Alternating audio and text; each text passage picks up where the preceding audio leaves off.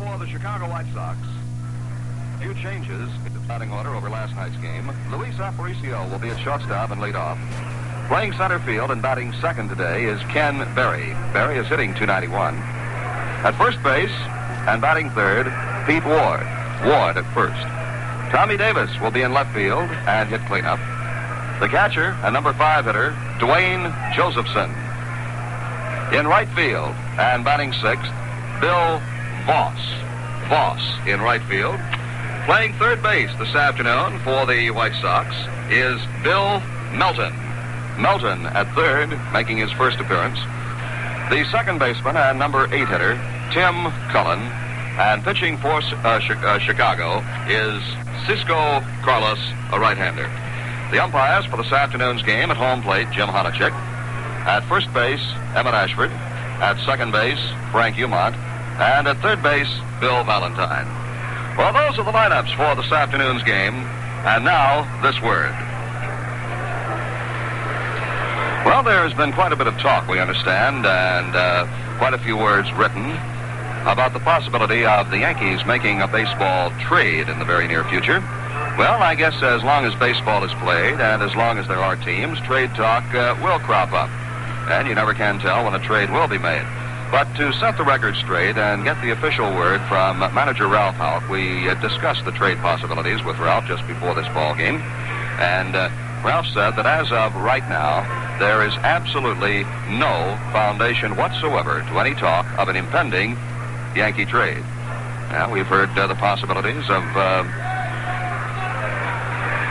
Kurt Blefary in Baltimore, perhaps being involved in a trade for Ruben Amaro and a pitcher. Ralph says no, absolutely no.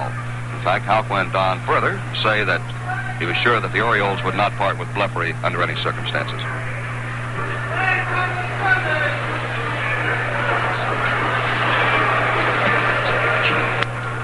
Well, the meeting at home plate between the umpires and the managers has broken up, and now the Chicago White Sox take the field. Well, we got up this morning, quite a few clouds hanging over this fine old city of Chicago, but the breeze came along and blew most of them away, and it looks like we will have a very fine afternoon. We're waiting now for Cisco Carlos to make his way in from the bullpen out beyond the center field fence. The rest of the team is on the field. For Carlos, this will be his third start. As we told you, has a record of no wins and 2 losses. He has pitched but 11 innings, given up 11 base hits, walked 7, struck out 3, and has an earned run average of 2.45. White Sox have had their problems with both pitching and hitting, and perhaps more problems with their pitchers so far in this young season. As Chicago finds itself in 10th place in the American League standings with a record of only 3 wins and 13 defeats. 2 of the 3 Chicago wins are owned by Tommy John, and the Yankees will not see John in this series. In fact, he is not with the club over the weekend, having reported to his Army Reserve unit. You noticed a change in the White Sox lineup, putting Pete Ward at first base and the newcomer Bill Melton inserted at third. We'll tell you the story behind that in just a moment. But right now, the fans here at Comiskey Park in Chicago rise, and we request your respectful attention to our national anthem.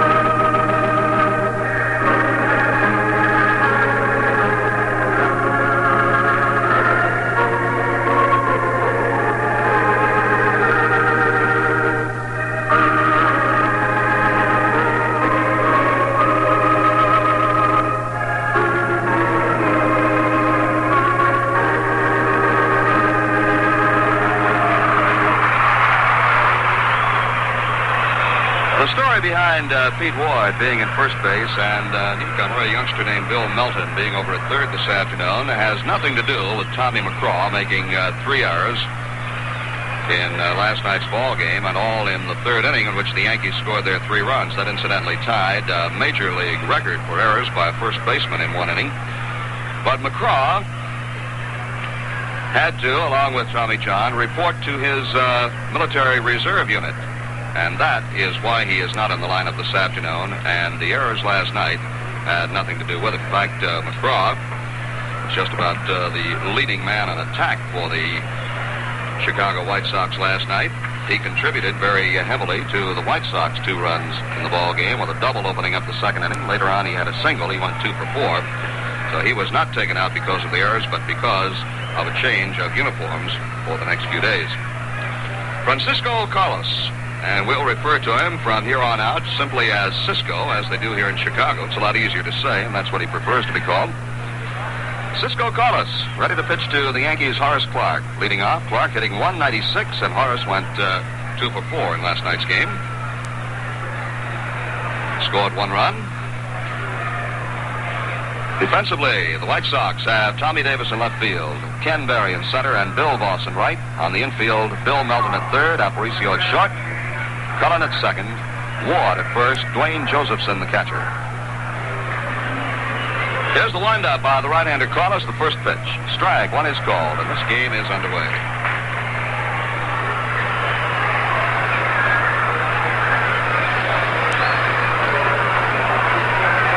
Carlos again to the windup. Deals, Clarke swings, pops one out into shallow left. Back goes the shortstop Aparicio, calling for it, makes the catch, 1 down.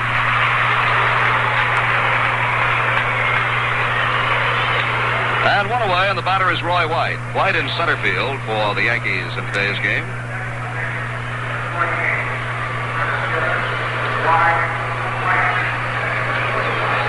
White batting .345. He's been up 55 times with 19 base hits. Third top hitter in the American League, following Echebarren of the Orioles and Carew of the Twins. Fastball is high outside. Ball 1.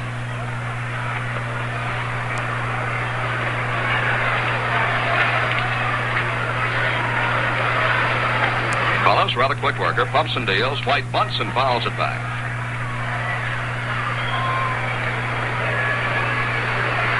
White not only leads the club in batting average with his .345 mark, he also leads the Yankees in base hits with his 19. He's had 17 of them batting left-handed, as he is right now. Carlos deals. High pop foul, first base side. Ward drifts over, gets under it. Ward is there and has it. So White is retired, and there are 2 down. And now Mickey Mantle.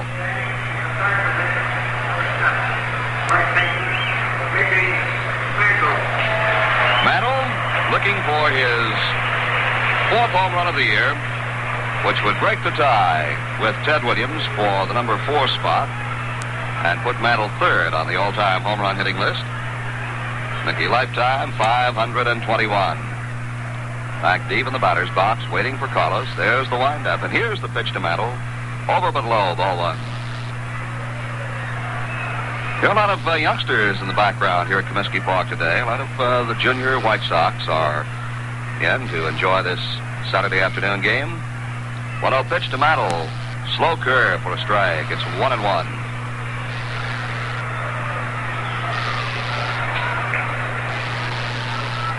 As the afternoon goes along, we'll check other scores for you. Right now, nothing to report. Pitch to Mantle. Cut on, ground ball, second base side. Up with it is Cullen. Fires to Ward, and the side is retired. Yankees are 3 up, 3 down at the hands of Cisco Carlos. And at the end of the top half of the first inning, the score is New York 0, and the White Sox coming to bat. Atlantic keeps your car on the go. Atlantic keeps your car on the go. Go, the day is warm and it's bright. Go, the drive makes everything right. When you go, follow the the Imperial Road. No matter where you drive, you're always on the Imperial Road when you go with Atlantic Imperial gasoline. Atlantic Imperial helps keep your car running the way it ought to run, all the way. Atlantic keeps your car on the go.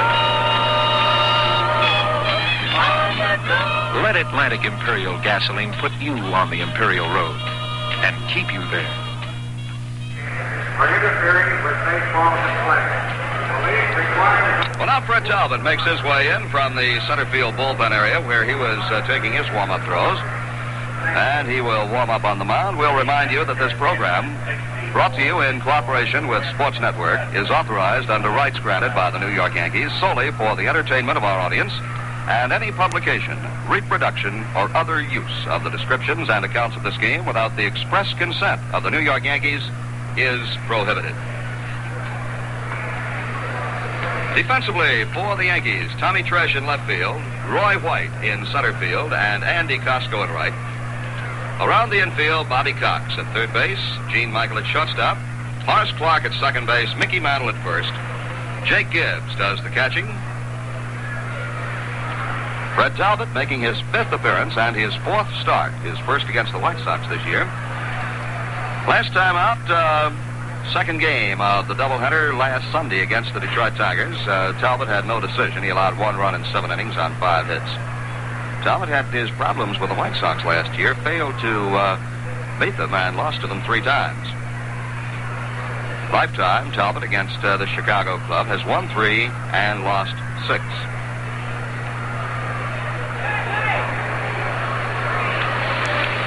Luis Aparicio is the leadoff hitter for the White Sox. Aparicio went 1 for 4 last night. He is batting an even 200.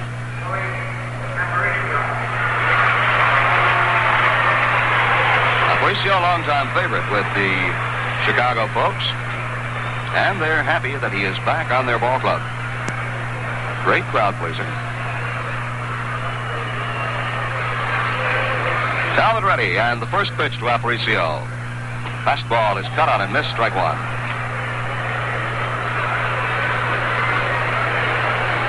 Plate umpire Jim Honachek. Emmett Ashford will call the plays at first base. Frank Umont at second. Bill Valentine at third.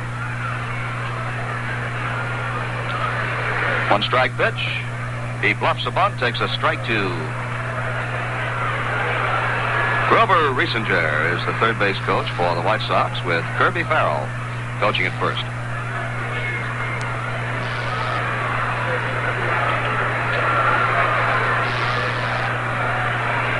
Pitch coming down. Strike 3 called over the outside corner, and Aparicio is out for looking. Talbot's 16th strikeout in 16 innings this year. Fred has walked 5, allowed 18 base hits. Ken Berry, the center fielder. Berry last night went 2 for 3. He's batting .291. Berry drove in one of the White Sox runs with a single in last night's ball game. Yankees won it 3-2. Pitch to Berry, foul back off the right foot of plate umpire Honachek. And the win for the Yankees last night stopped a 4-game losing streak. Everybody left the ballpark in a very fine frame of mind.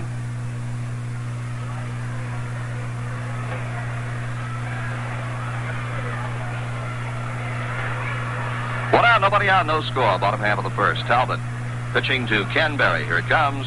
Check swing and a ball. 1 ball, 1 strike. Well, the Oakland A's got off to a little jump against the Boston Red Sox with a run in the top half of the first inning at Fenway Park. Boston now batting.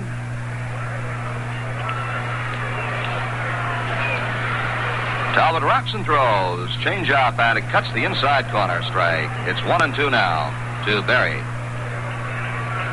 Pete Ward is on deck. White Sox manager Eddie Stanky on the steps of the dugout, on the corner of the dugout steps nearest home plate. That is his accustomed position. 1-2 pitch. Berry checks his swing, and it is a ball low outside. Pitch got away from Jake Gibbs. We had to wait and see if it could have been a foul tip, but plate umpire Honachik says no foul tip, and he checked his swing in time. 2 balls, 2 strikes.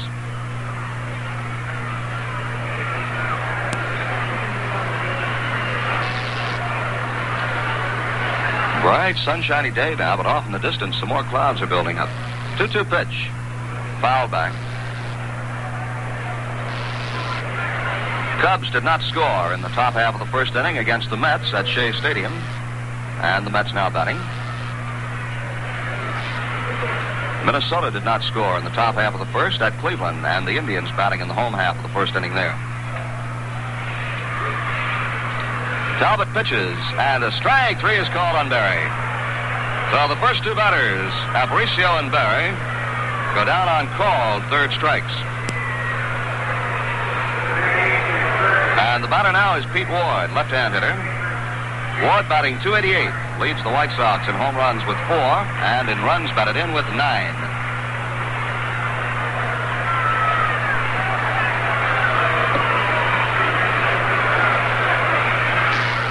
Talbot starts him off with a sinker that he swings on and misses for a strike.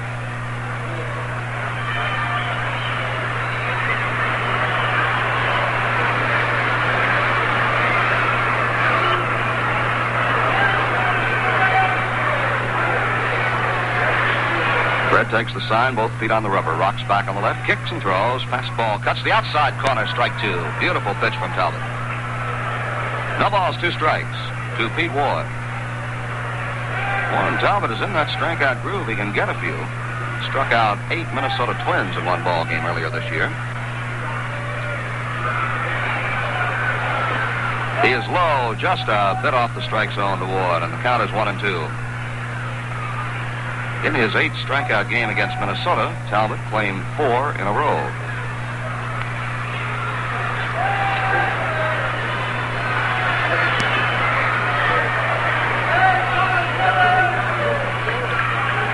Has the sign, and the pitch to Ward. Ground ball at first baseman Mickey Mantle. Mantle has it, flips it to Talbot, who comes over to cover to retire Ward, and the side is out. Nothing across for the White Sox, and at the end of 1 inning, the score is New York nothing and Chicago nothing. Sitting next to me here in the press box is Miss Fly-By-Night herself, the White Owl girl. Hi, Joe. Hey, it's a pleasure having a nice, fluffy thing like you here at the game. I love to watch White Owl men in action. And the ballpark's full of them today. What's so special about a White Owl man? As if I didn't know. A man looks good with a White Owl. And when a man looks good, he acts and feels like a 20-game pitcher. How about a 20-game catcher? I'm smoking the White Owl miniature, a true cigar in a miniature size. And don't forget the demi-tip. It's smaller than the big ones, bigger than the small ones, and it's got a soft, pliable holder. Both have the same mild White Owl taste. They really do something for a man. Like you're a batting slump? It's possible. You know, you get a lot more from a White Owl than just smoke. Well, now before we go to the second inning on New York Yankee baseball, let's pause for station identification. Hi, this is Jerry Ducey. If you'd like to talk with me, I'll listen to you weeknights here at 810 on your dial, WGY Schenectady.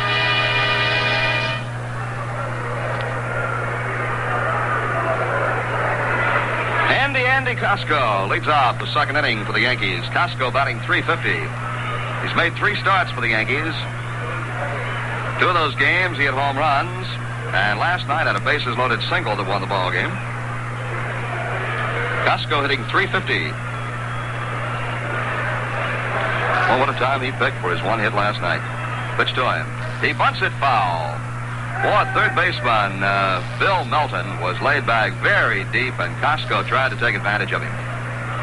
As we told you, this is Melton's first appearance for the White Sox. In fact, he got into Chicago just before last night's game, having been recalled from the Hawaii Club of the Pacific Coast League. For Melton, it's, to my knowledge, his first Major League game. Here's the pitch. Strike called to Costco, and it's 0-2.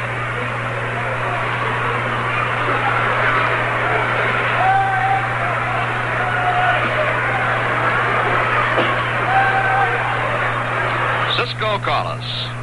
Winds and deals. Foul ball is peeled back upstairs.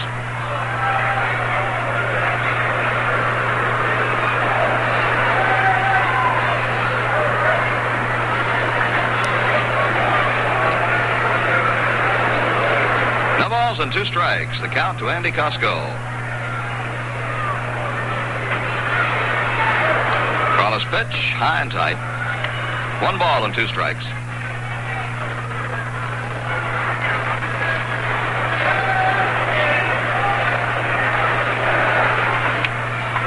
No score, top half of the second. Costco rocks a foul past Crossetti at third. Count holds 1 and 2.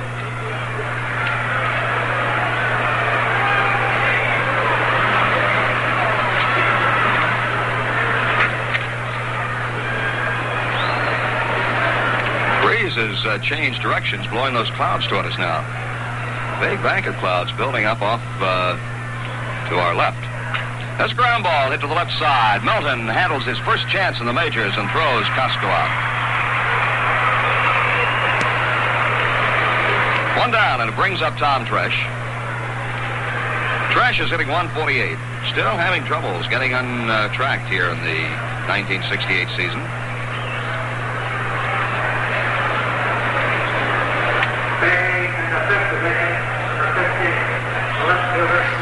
The Yankees switch hitters are going to forget how to hit right-handed.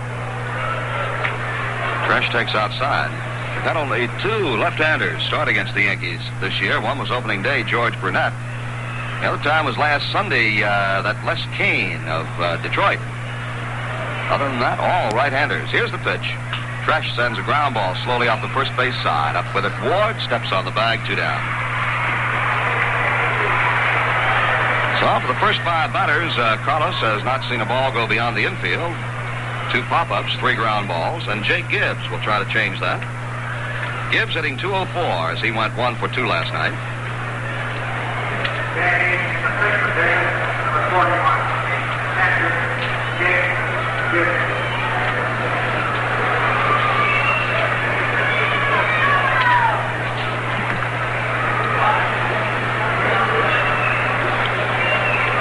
Carlos bends way down to take the sign, swings to the windup, kicks and throws. Down low, the curve, ball 1. Carlos is a big man. He's 6'3", 205 pounds. 27 years of age. Inside with a fastball. It's 2-0 to Gibbs. Carlos kicked around a long time before he got his first major league call, and when he got it last year, boy, did he burst on the scene in a blaze of glory.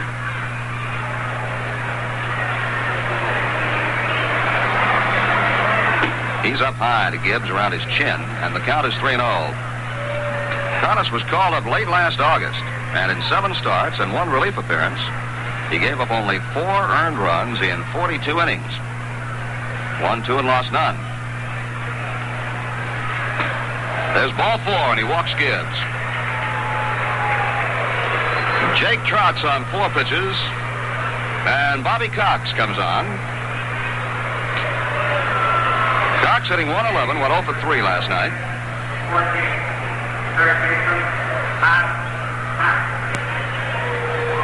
You just have the feeling that one of these days the Yankees are going to bust out in a rash of base hits. It has not happened as yet.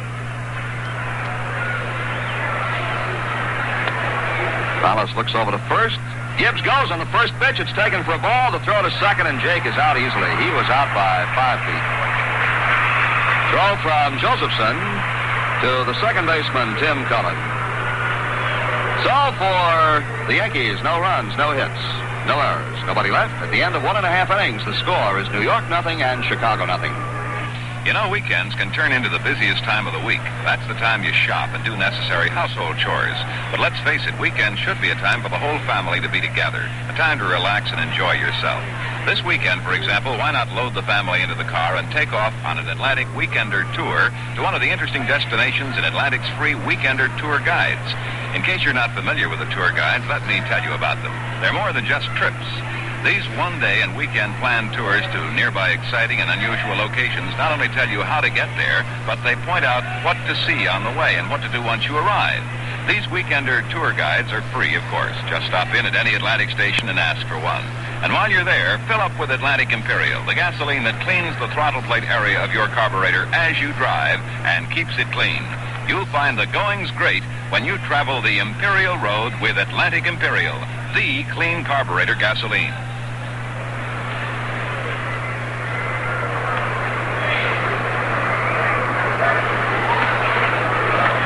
Bottom half of the second inning, Tommy Davis, Dwayne Josephson, and Bill Voss will be the batters in that order for the Chicago White Sox. While Jake Gibbs got his gear on, Bill Robinson came out to warm up Fred Talbot. In the top half of the second inning at Tiger Stadium in Detroit, California nothing, Detroit nothing. At the end of one inning at Fenway Park, Oakland 1, Boston 1. At the end of one inning at Cleveland, Minnesota nothing and Cleveland nothing. McLaughlin pitching today for California against Earl Wilson of the Tigers. Luke Krause for Oakland against Dick Ellsworth in Boston. Dave Boswell for Minnesota against Steve Hargan in Cleveland.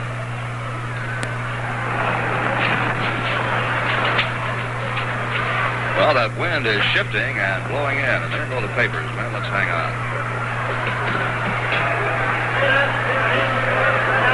Davis had something in his eye. Now he steps in again, swings in the first pitch, ground ball to shortstop. Up with it, Michael. High throw to Mantle, pulls him off the bag, and Davis is saved. An error all the way as Michael had plenty of time and threw the ball a mile up in the air. Mickey had to leap for the ball, made a good play to keep it from going into the dugout. And an error is charged to Michael on the throw.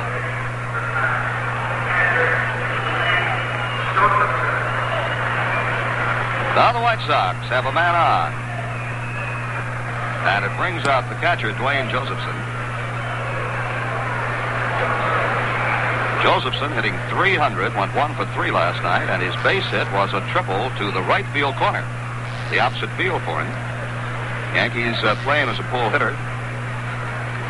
Faded deep around to the left side.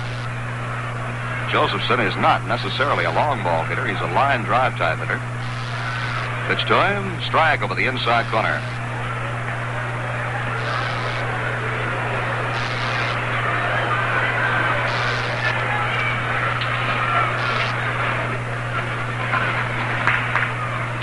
If a few more clouds pile up, they'll have to turn the lights on here. One strike pitch, fastball is low, and the count is 1-1. Well, situated right on the lake as Chicago is, and with that wind blowing pretty strong now, weather conditions can change quickly. Whereas just a few minutes ago we had a bright, sunshiny day, it is now getting quite overcast. 1-1 pitch to Josephson. Swung on, line drive out into right center field, base hit. Let's see how far Davis can go. He's on his way to third. And there's Josephson into second base and slides safely with a double.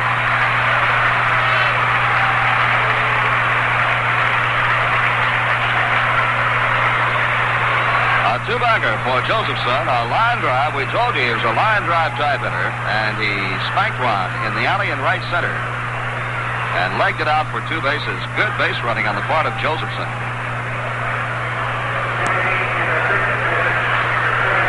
He would not settle for an automatic single. Bill Voss, the right fielder. Voss has been up 8 times for the White Sox this year and is hitless. Yankees play the infield back. Nobody out, runners at second and third. Cox is the only close man. Here's the pitch. Cut on, ground ball to the right side. It will score a run. The only play will be first base as Clark throws out. Voss. Davis scores from third, and Chicago leads 1-0. Josephson moving to third on the play.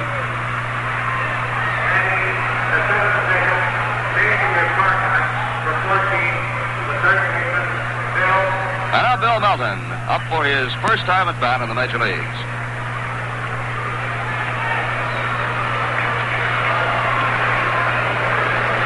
Melton right-hand batter. Replaces Ken Boyer, who was given his release just a couple of days ago. Now the Yankees have the infield in close. Melton fouls one back, strike one. Melton was signed in 1964.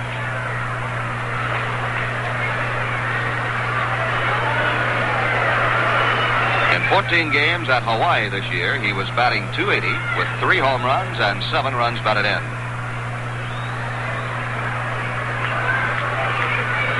The Sox were unable to swing a trade for Boyer. They put him on waivers, gave him his release, and brought up Melton from their farm.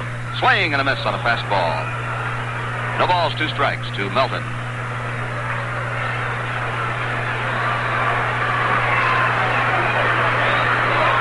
Melton started his pro career as an outfielder.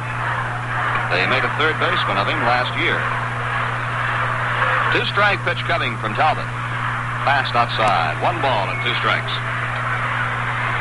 The run scored by Davis is an unearned run. He reached on an error by Michael.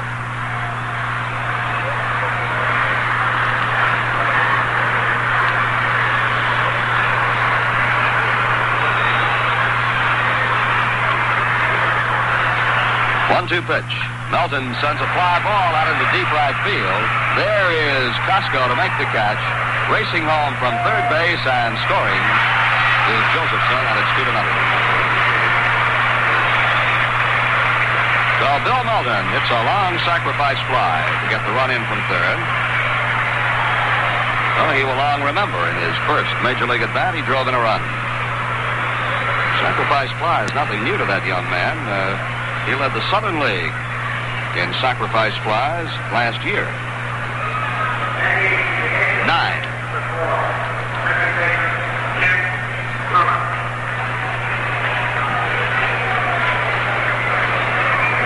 Both runs are unearned.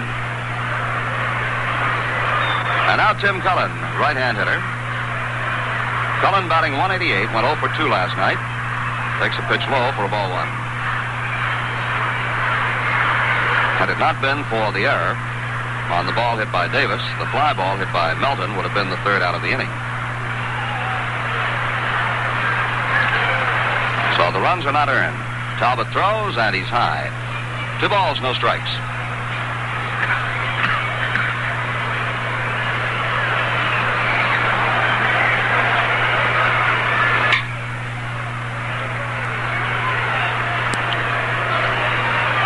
Next pitch. Swing and a miss by Cullen. 2 balls and 1 strike.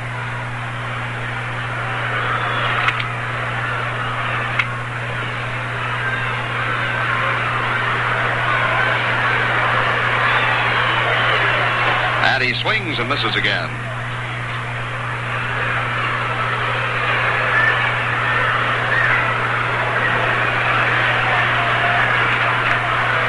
White Sox got Cullen and pitchers Buster Narum and Bob Pretty in the trade with Washington.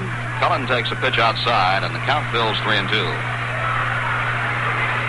White Sox sent Ron Hansen and pitchers Dennis Higgins and Steve Jones to the Senators for Cullen, Narum, and Pretty.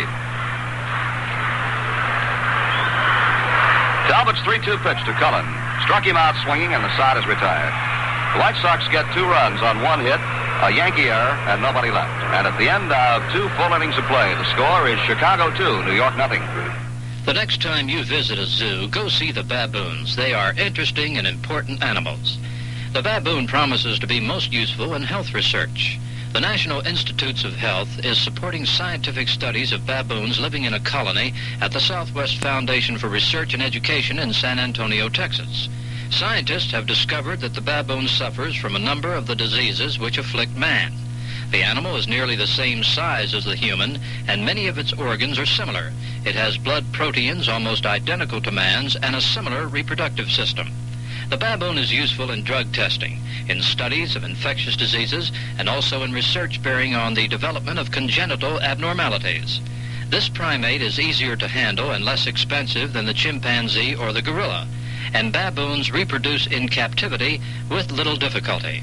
Scientific studies of animals produce results that lead to better health for everyone through the National Institutes of Health. Well, the White Sox, with 2 unearned runs, pull out in front 2-0. The Yankees will try to get them back with the lower third of the batting order. Cox, Michael, and the pitcher Fred Talbot. Cox is batting 111. Bobby went 0 for 3 last night.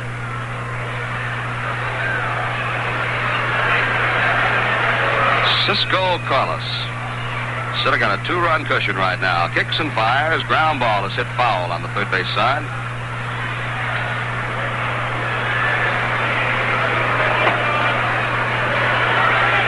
Well, the National League has a lot of night games.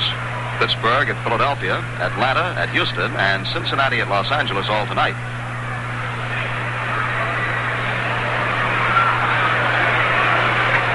Change up to Cox inside. 1 ball, 1 strike.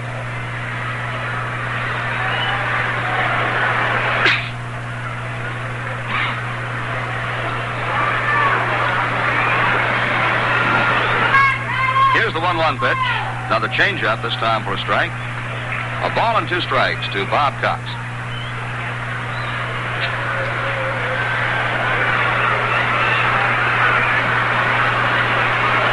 They shade Cox around to the left side. Collis deals. Cox fouls it off the shin guards of catcher Dwayne Josephson.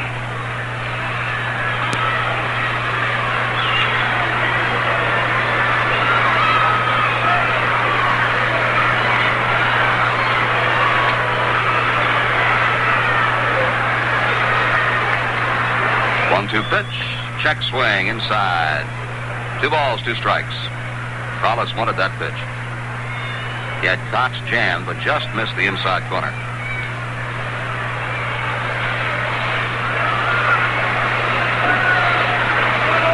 Cox slightly open stance, and the pitch to him high. Full count now, 3-2.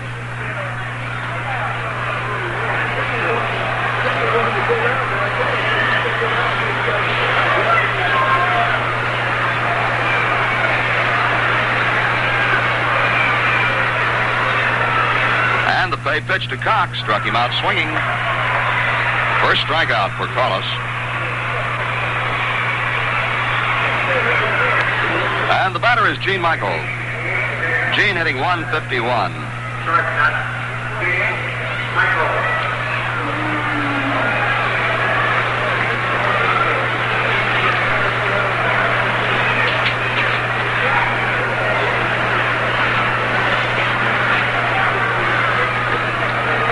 Over the outside corner to Michael.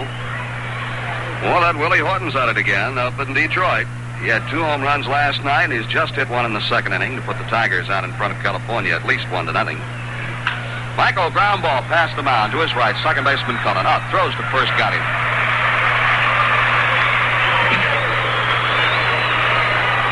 Two away, and Fred Talbot, who can swing the bat, comes in. Talbot is strong.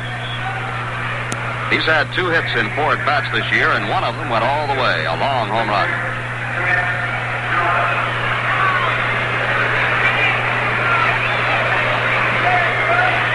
That home run for Horton at Detroit is his 5th of the year. Collis kicks and serves. A curve breaks over. Strike call. Collis has shown us a couple of speeds on his curveball. Fastball and a changeup.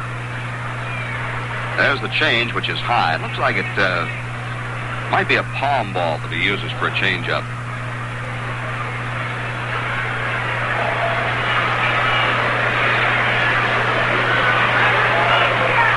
One pitch. Curve, check, swing, ground ball back to the mound. Collis up with it. Lobs it to first, and the side is retired. No runs, no hits, no errors, nobody left on.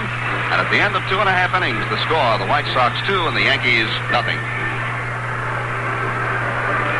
The traveling smooth on the Imperial Road with Atlantic Imperial to make the going more fun. That may seem like a lot to expect from a gasoline, but Atlantic Imperial isn't just any gasoline.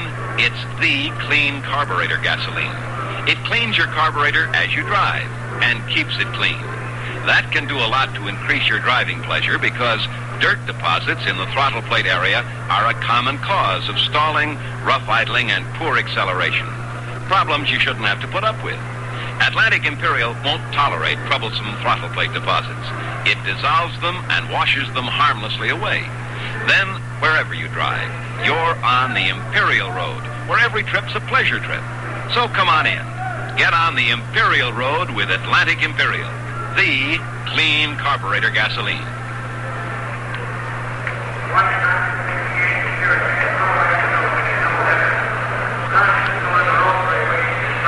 Bottom half of the third inning, White Sox lead things off with their pitchers, Cisco Carlos, then Aparicio and Berry. And the wind has shifted again, and now it is blowing straight in. When this game started, there was just a little breeze blowing out. Then it shifted, started coming from left field over to right, and now it is blowing straight into the plate. And there is some weather out there. You know, it almost looks like it could be raining downtown. Just as I say that, the sun breaks through a little crack in the clouds. Pitch to Carlos, right-hand batter. Strike call, letter high and right across. Carlos has been up only 2 times and is hitless.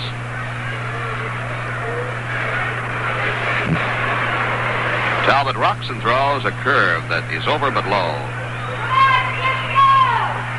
1 ball, 1 strike.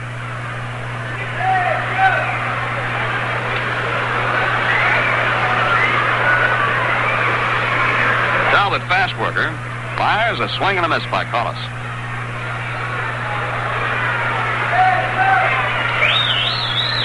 You watch Fred Talbot pitch, you get the idea that when he toes up on the pitcher's mound, he means business. He wants to throw that baseball in. 1-2 pitch coming. Ground ball slowly hit toward third. Cox charges, picks up, sets, throws, and he's out at first base.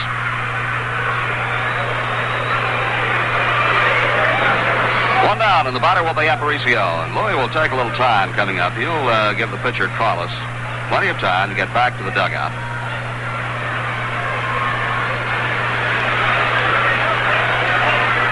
Ken Berry moves out on deck.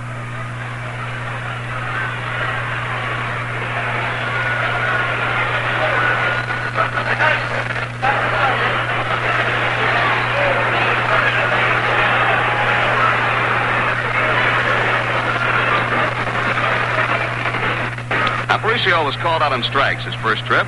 Talbot starts him off with a curve, and a strike 1 is called.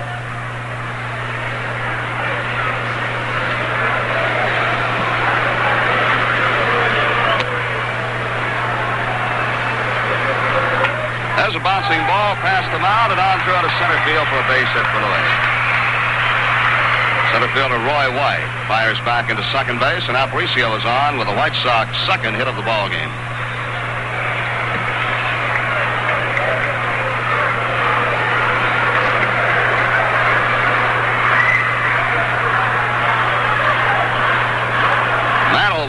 Against Aparicio, and now you hear the folks in the background start chanting, "Go, go, go." I think baseball fans everywhere like to see a running game.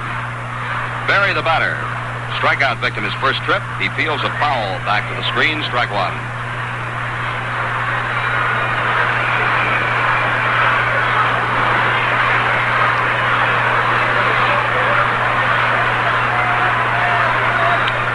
Well, it was around 62 degrees at game time this afternoon, but now that wind has shifted and is blowing in, temperature has dropped a few degrees.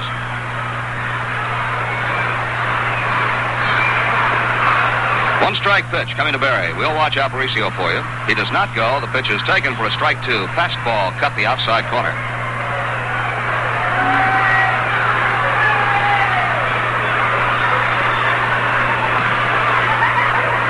Aparicio.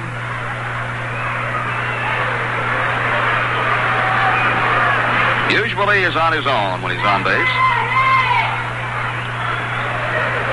He goes, pitches, cut on, bouncer back to the mound. Aparicio stopped, now the throw to second base. He's safe at second, throw to first, he's out. Michael missed the bag at second, and Aparicio is safe. The throw there got there ahead of him. The throw to second beat Aparicio, but Michael missed the bag. And umpire Frank Umont immediately gave the safe sign. Michael fired on to first base in time to get Aparicio. So the play at first will be scored pitcher to shortstop to first, and Aparicio is safe at second. Aparicio would not have drawn a play had he not stopped. He evidently lost that ball and thought that when Berry swung on it, it might have been popped up. But immediately gave the safe sign. Michael fired on to first base in time to get Aparicio. So the play at first will be scored pitcher to shortstop to first, and Aparicio is safe at second. Aparicio would not have drawn a play had he not stopped. He evidently lost that ball and thought that when Berry swung on it, it might have been popped up because he stopped halfway to second base, then started up again, and Talbot was able to get the throw to second ahead of him. But Michael, coming across, did not touch the bag. Berry is out, scored 1-6-3. Aparicio safe at second, 2 away, and Ward the batter. The pitch to Ward. Cut on, one hopper right back to the pitcher, Talbot. Takes his time, throws to Mantle, and the side is retired. So for the White Sox in the third, no runs. A base hit. There were no Yankee errors, and a man is left on. And at the end of 3, the score is Chicago 2 and New York nothing. Well, let's take a look for you right now at all the action in other games around both major leagues. In the American League, California at Detroit, they have completed 2 innings. Detroit leads 1-0 on Willie Horton's 5th home run of the year and his 3rd homer in his last 2 ball games. And now we get word that Roger Repos has just homered for California in the top half of the 3rd with 2 men on, and that game has changed. California now leads 3-1 on Repos' 7th homer of the year. McLaughlin pitching for the Angels, Wilson pitching for Detroit. Oakland won, Boston won at the end of 2.5 innings. Lou Krause pitching for the Oakland A's and Dick Ellsworth for the Boston Red Sox in Fenway. Minnesota nothing, Cleveland nothing at the end of 2.5 innings. Dave Boswell for Minnesota and Steve Hargan pitching for Cleveland. And in the National League, at the end of 2.5, the Chicago Cubs 2, the New York Mets 1. A homer by Hundley with a man on, producing the Cubs runs. Holtzman for Chicago, Selma for New York. And that is the only game underway right now in the National League. And now on New York Yankee baseball, let's pause for station identification. Hi, Bill Edwardson here with good music every afternoon from 1 to 3. Here on WGY 10 on your dial, Schenectady.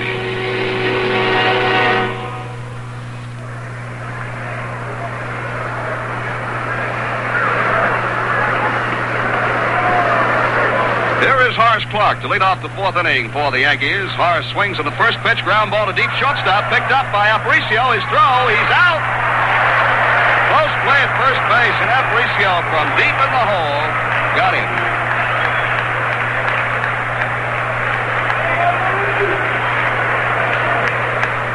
Give credit where it's due. A fine play by Aparicio, who had to go deep in the hole and then throw out a very speedy runner in Horace Clark. Roy White steps in. White is 0 for 1. Curveball low inside.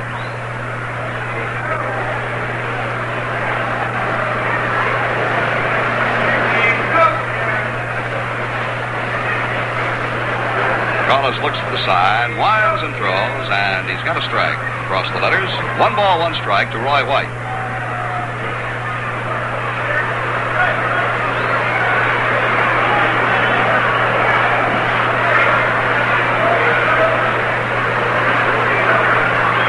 Fastball at the knees, strike 2. Out in left field, Tommy Davis plays White very shallow.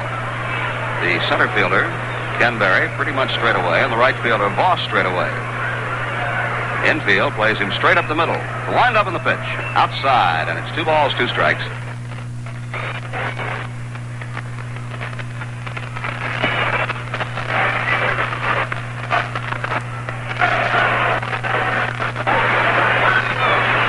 Carlos ready and delivers. White swings on a changeup, pops it up out near second base. The second baseman, Tim Cullen, under it. 2 away. And now Mickey Mantle. Mickey grounded out to the second baseman, Cullen, his first time up.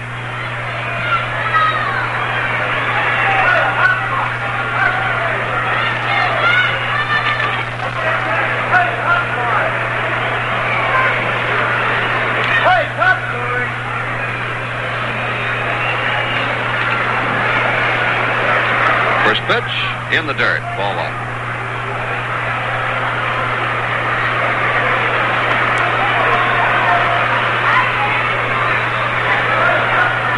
Baltimore scheduled at Washington this afternoon. We haven't had any word on that game, and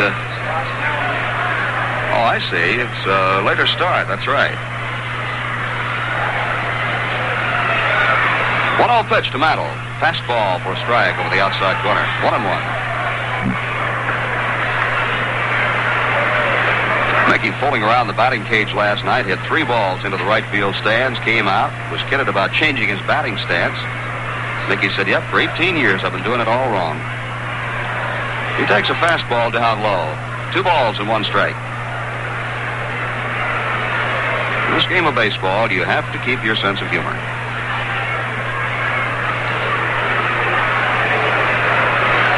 2-1 pitch. Changeup is popped up on the left side. Out is the catcher, Josephson, down the third base line. Now in foul territory, he makes the catch, and the side is retired.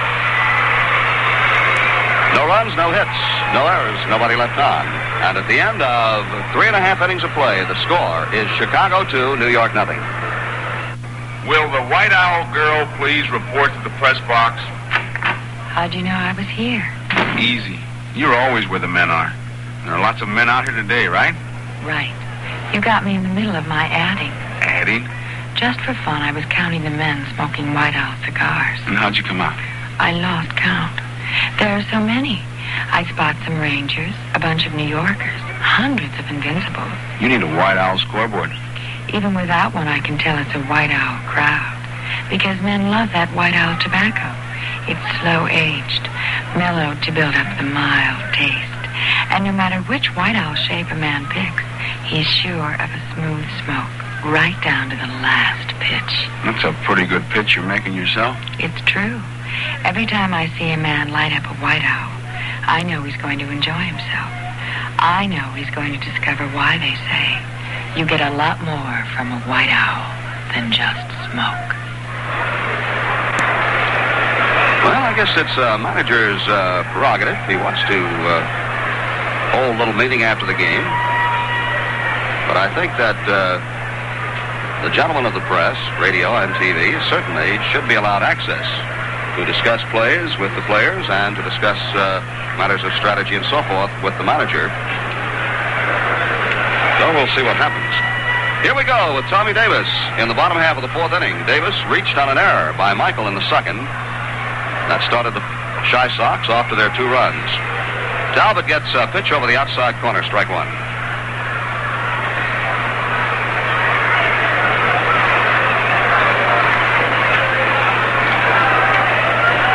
There's a ball high.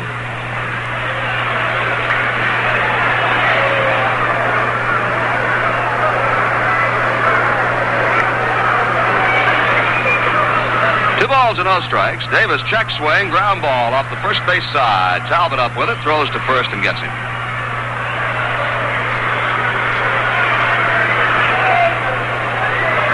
We were wondering about that Baltimore at Washington game, why we did not have a report on it, but now we see for some reason it is starting at 3:15, so it is not yet underway. 3:15 Chicago time, 4:15 back in the East. 1 out, Dwayne Josephson, the batter. Swings on the first pitch, long drive to left. Tresh backing off near the warning track. Tresh is there and makes the catch.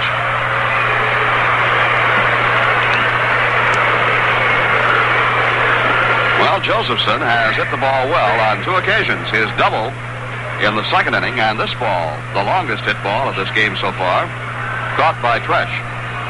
2 down, and Bill Voss, the right fielder, will step in.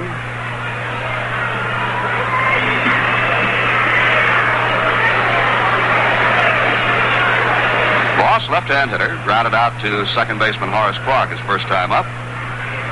Takes a pitch fast and low, ball 1.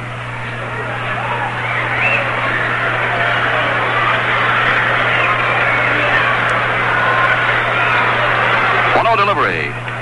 Strike at the knees. Another fastball from Talbot. Cox playing in now, fairly shallow at third base at the cutout portion of the infield grass. 1-1 pitch. High and outside, and the count is 2 balls and a strike.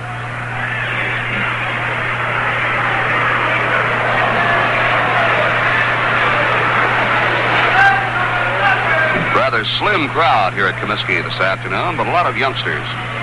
2-1 pitch. Check swing, ground ball, third base side. Cox fields it neatly, throws on to Mantle, and that is all for Boss and the White Sox.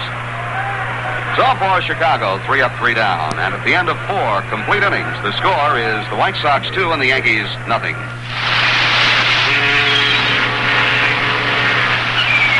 Take a drop of water. And then another. And another.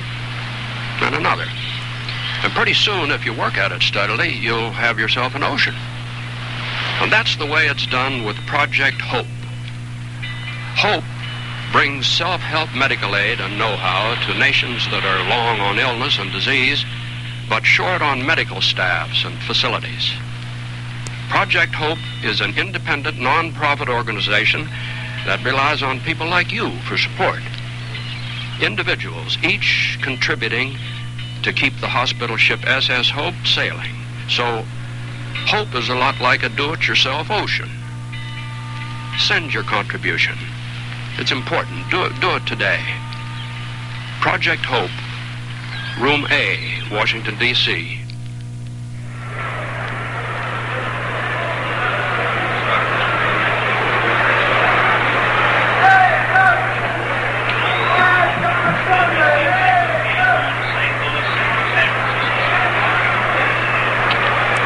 We go to the top half of the 5th inning. And it is getting darker here at Chicago.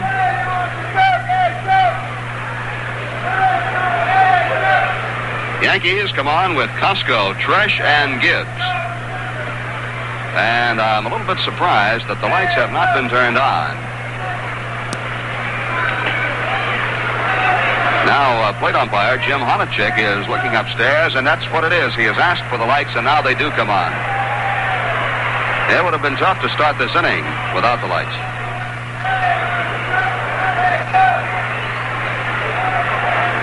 White Sox leading 2-0. Costco, Tresh, and Gibbs, the middle third of the Yankee batting order, will try to get something started against Cisco Collis. Young man from the state of California.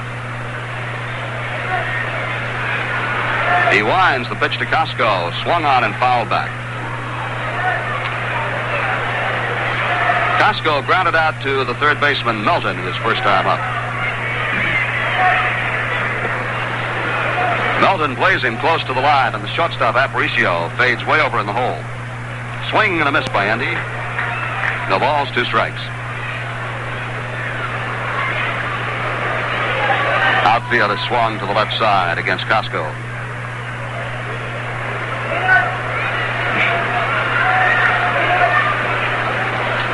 Collis winds, and the 2-strike pitch. High and tight. Costco ducks away. 1 ball and 2 strikes.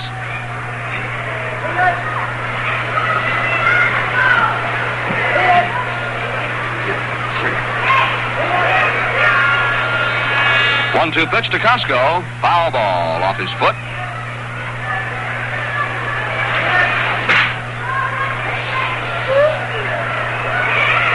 Chicago 2 runs, 2 hits. The Yankees no runs, no hits.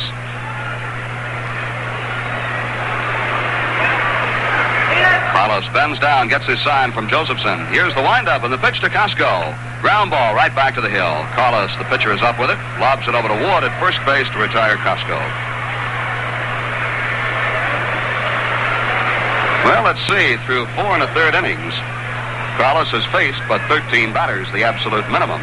He did walk Gibbs in the second, but Gibbs was then thrown out trying to steal second.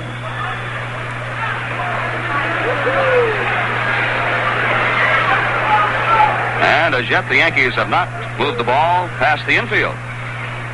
Tom Tresh looks at a fastball at the knees for a called strike 1. There have been 3 pop-ups.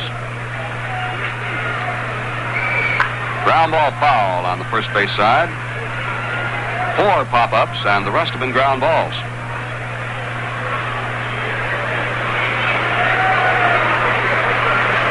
0-2 to Tresh. Carlos working quickly. He'd like to get this half inning over with and make it an official game in case the weather comes. There's a pitch high and outside, and the count is 1-2 to Tresh.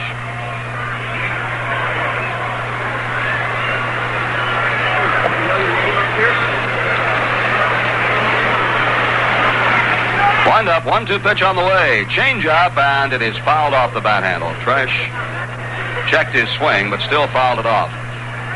Sandy Alper, doesn't it look to you as if it might be raining downtown? I want a little support on this. I think it is. It's raining here. Oh, it has just started, and it is coming. 1-2 pitch to Tresh, line drive, right field side and foul.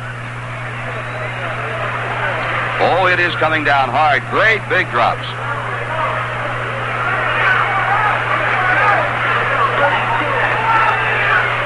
Carlos winds. Tresh takes. 2 balls, 2 strikes, high and outside. This game is not official until the Yankees have completed this turn at bat. And then if the Yankees should tie to take the lead, the White Sox would have to complete a turn. Tresh lets a high fly ball out into shallow left. Tommy Davis coming in under it, still coming, and makes the catch. So there are 2 down. And just as suddenly as that rain started, it is now stopped, but it will come again. Clouds hanging right on top of this ballpark now.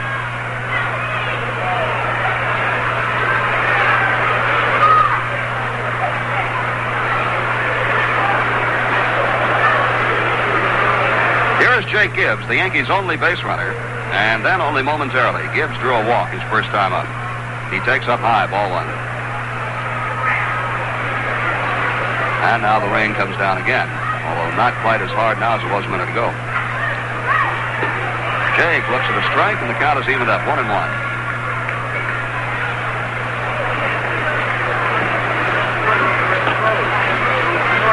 Thomas winds, kicks and fires, a curve for a strike 2 over the inside corner. Gibbs doesn't believe it. Has a few words with Mr. Honachik.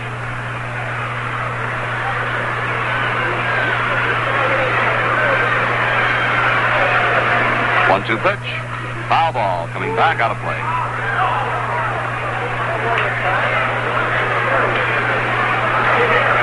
Well, we told you it has cooled off quite a bit since this game started.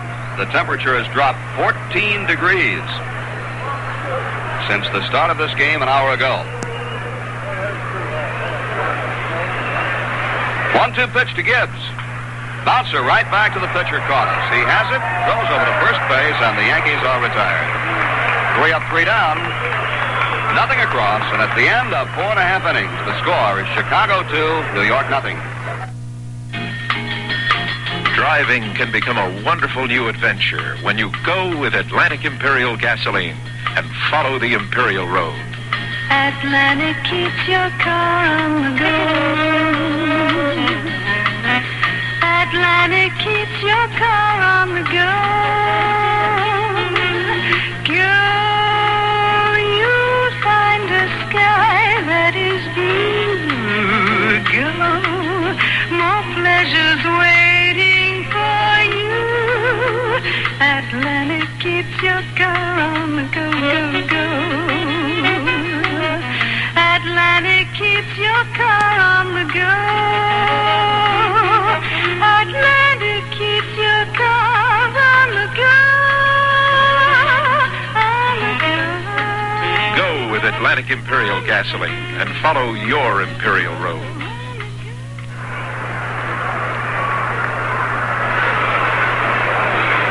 We go to the bottom half of the 5th inning, and Fred Talbot will be working to Bill Melton, Tim Cullen, and the pitcher Cisco Carlos.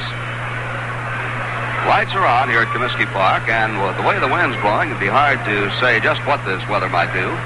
At the moment, the rain has stopped again. Rather peculiar-looking sky, though. Bill Melton, right-hand hitter, looks at a strike 1. Milton hit a sacrifice fly to right field to drive in a run his first time up, and now the rain comes down hard again, just on again, off again like a faucet. One strike pitch, popped up on the left side of the infield. Shortstop Gene Michael is under it, and Michael puts it away, one down.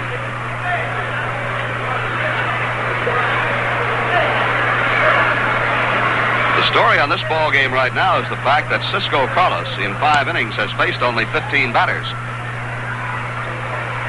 He has not allowed a base hit to the Yankees, gave up 1 walk, that to Gibbs, and Gibbs immediately was cut down trying to steal second on the next pitch. Here is Cullen, who struck out to win the second.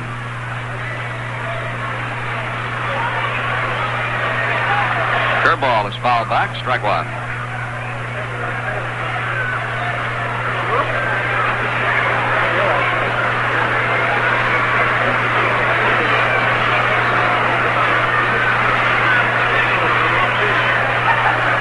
Talbot steps back on the left foot, and his pitch. Foul back again. The ball's 2 strikes to Cullen. These clubs play a doubleheader tomorrow afternoon, and once again, we'll be on the air at 2:10 New York time with all the action.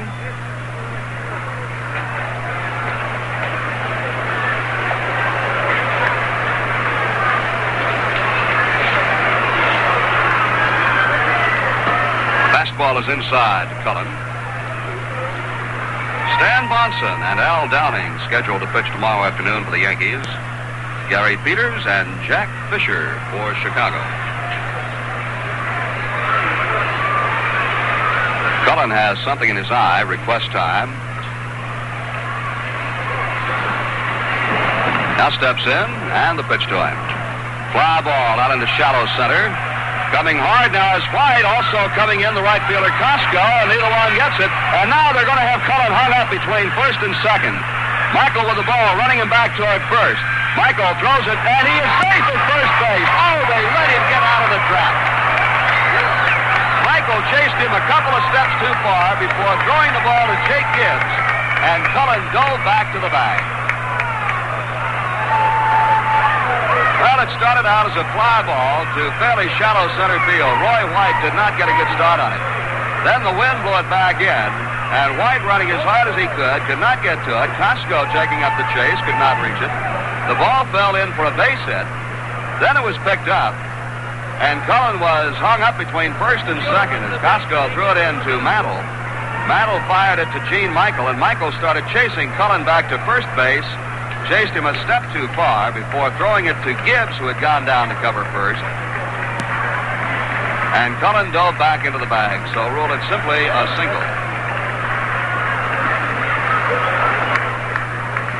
And one of the weirder plays of the year. Here's Carlos, the pitcher, up there to bunt, and he ducks away from a high inside pitch, ball 1.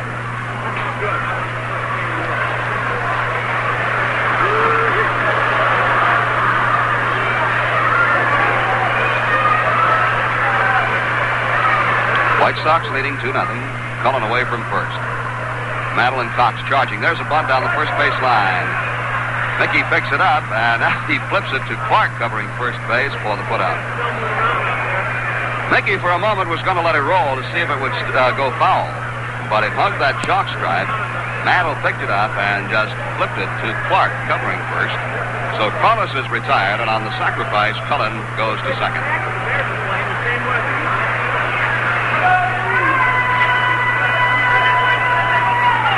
Louis Aparicio comes on.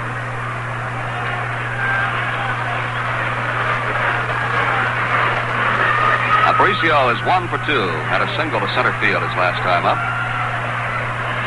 Talbot checks second. Here's the pitch. Fastball popped foul off to the left side, into the seats and out of play.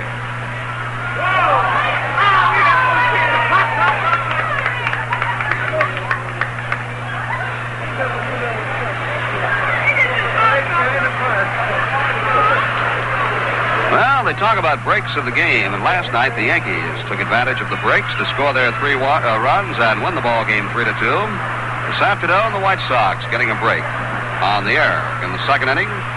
They scored 2 runs as a result of it and lead by a score of 2-0.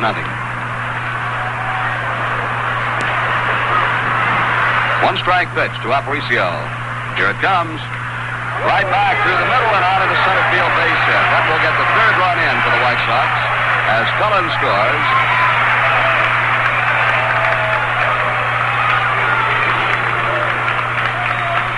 Aparicio's fourth run batted in of the year.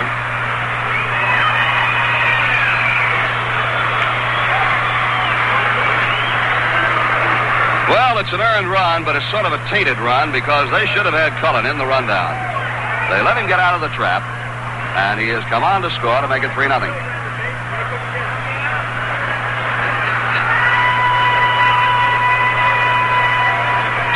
Aparicio at first, and Ken Berry at the batter. Talbot throws to first. Aparicio gets back.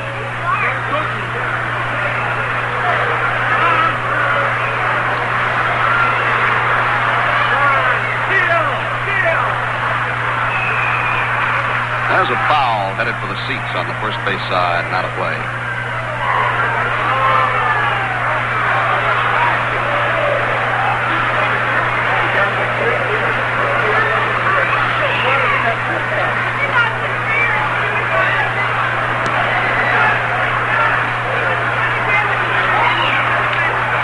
Well, this off again, on again rain is on again right now. One strike pitch, ground ball, first base side, backhanded by Mantle. He makes the play unassisted, and the side is retired. But the White Sox get a run on 2 base hits. There were no Yankee errors, and a man is left on. At the end of 5 full innings, the score now is Chicago 3 and New York 0. Tipperillo asked the American people what they thought of the world's first menthol cigar. New Tipperillo M with menthol. Excuse me, sir. How does the idea of a menthol cigar sound to you? Menthol cigar! Hello? I'm calling for Tipperillo. We'd like your candid opinion about the idea of a menthol cigar. Menthol cigar?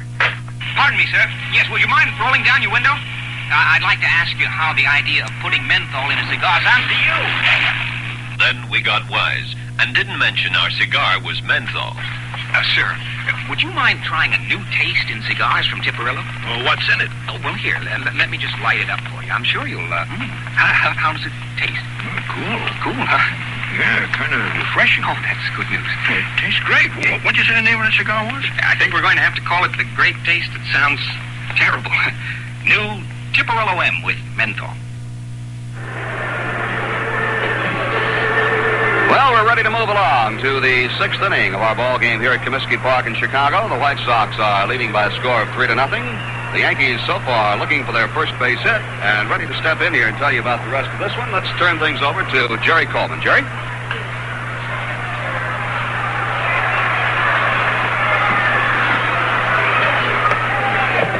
Okay, Frank, and while we were making a shift, Bobby Cox, who's up there for the Yankees, bounced a foul down the line at third, and it's strike one. Bobby Cox struck out in the 3rd inning, as Cisco Carlos right now has not given up a base hit. In fact, only one man has reached base, and that was Jake Gibbs, who walked in the 2nd inning. It's a 3-0 ball game. White Sox over the Yankees, top of the 6th inning. Bobby Cox waiting. Curveball hit high in the air into short center field. Moving back is Cullen, calling for it, and now Berry takes it away from him. Ken Berry, coming in at the last moment, took it away from Timmy Cullen, the second baseman, and we have one away. And don't you think those White Sox players aren't aware of what Carlos is doing? When that ball goes in the air, the entire team converges on it.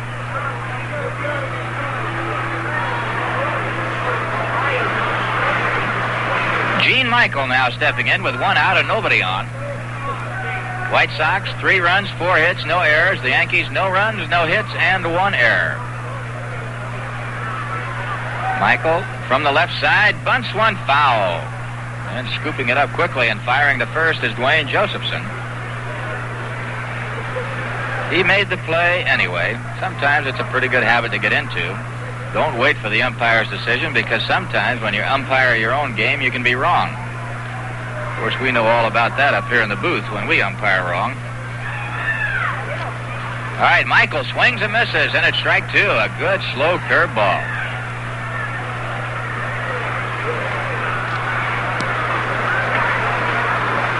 Cisco Carlos,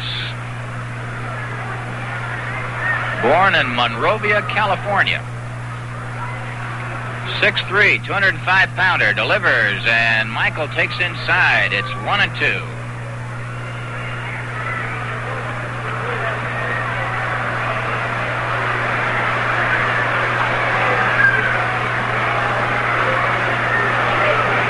The next one to Michael is outside, a curve that missed. 2 balls and 2 strikes. At the end of the 6th inning, we'll be on with the scoreboard to bring you up to date on all the action in both the American and the National. Some important games going on. Michael fouls this one back on the screen, 2-2. If you checked your paper this morning, you're aware that the Baltimore Orioles have moved into first place in the American League. And, of course, they're getting geared or set for a severe blow. Their shortstop, Belanger, will go into the service for 2 years sometime this month. There's a swing and a foul back again by Michael on a slow curveball. 2 balls and 2 strikes. Mark Belanger will be lost to the Orioles for the remainder of this year and possibly all of next season. The 2-2 pitch now to Michael. The changeup is high. It's 3-2. Curveball changeup. The action continues here tomorrow with a doubleheader. We'll be on the air at 2:10 New York time. 1:10 out here. Fastball hit high in the air to left field. Tommy Davis drifting back. Under it, makes the play. Now the wind has shifted and it's blowing from the left field foul pole to the right field pole. Been a rather unpredictable day. Game started, the temperature was 64 degrees and then went all the way down to 50 degrees in a matter of a few innings. Some rain came across and it looks now as though that rain has passed by. The lights have been on since early in the game. And Carlos, so far, still holds on to that no-hitter, and here is Fred Talbot stepping in there. Curve is on the corner. Carlos has retired 17 straight, if you include the walk to Gibbs, as he was later thrown out attempting to steal. Swing and a miss by Talbot. No balls, 2 strikes. Frank Crissetti coaching at third, Whitey Ford at first. Not too much action for them, only 1 Yankee base runner. The 2-strike pitch. High drive, center field, Ken Berry gunning under this one. Drifting to his left now, makes the play, and the side is retired. It's 3 up and 3 down once again for the Yankees, and the score after 5.5.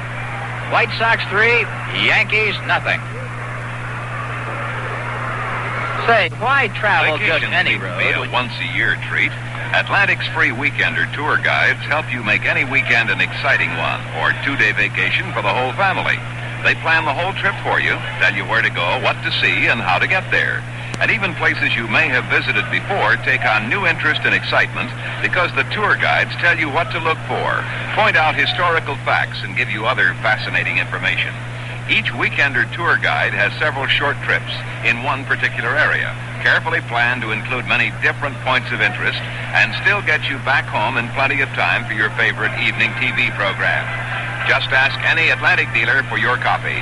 Then let him fill your tank with Atlantic Imperial, the clean carburetor gasoline. Then you'll be on the Imperial road to family fun with the gasoline that cleans the throttle plate area of your carburetor as you drive. Atlantic Imperial.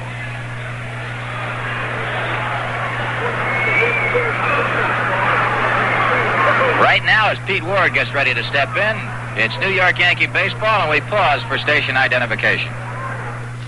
Harry Downey reminding you I could call you for Upside Downies here on WGY 810 on your dial, Schenectady.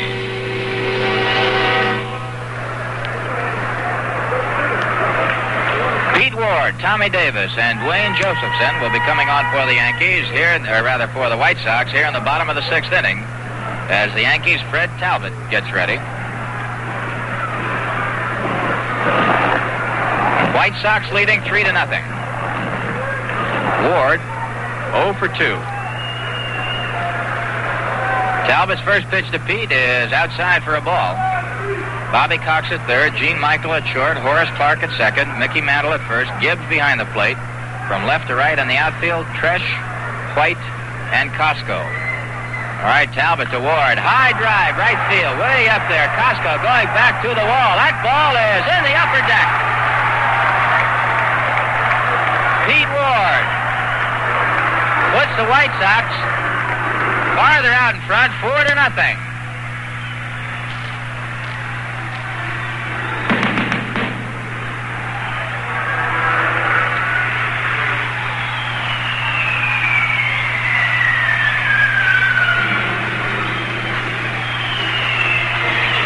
And the scoreboard is exploding here. An upper decker by Pete Ward, and as we just mentioned, the wind shifted. It was blowing from the left field foul pole to the right field pole, and that ball, although hit well, was helped along by the wind. It went way up into the upper deck in right field. And the scoreboard is exploding here. An upper decker by Pete Ward, and as we just mentioned, the wind shifted. It was blowing from the left field foul pole to the right field pole, and that ball, although hit well, was helped along by the wind. It went way up into the upper deck in right field. Here's Tommy Davis, safe on an error, scored a run in the second, bounced to the pitcher in the fourth, and takes strike one. Right after this half inning, we'll bring you up to date on all the action in the American and the National League besides the game right here. The Yankees are now trailing 4-0. On the corner, strike two to Davis. Tommy Davis is off to a very slow start. This is his first trip in the American League, and it may take him a while to learn these pitchers. Tommy spent all of his Major League career in the National League with the Dodgers and the Mets. There's a curveball in the dirt. Ball one, strike two.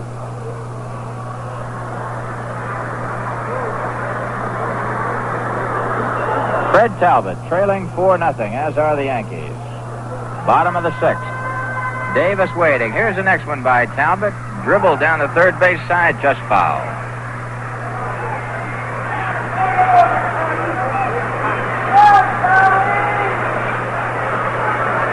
The Yankees return to the stadium Monday night against the Indians, and they'll be there also on Tuesday night. Cleveland will be the opposition, and then a Wednesday afternoon game, all against the Cleveland Indians.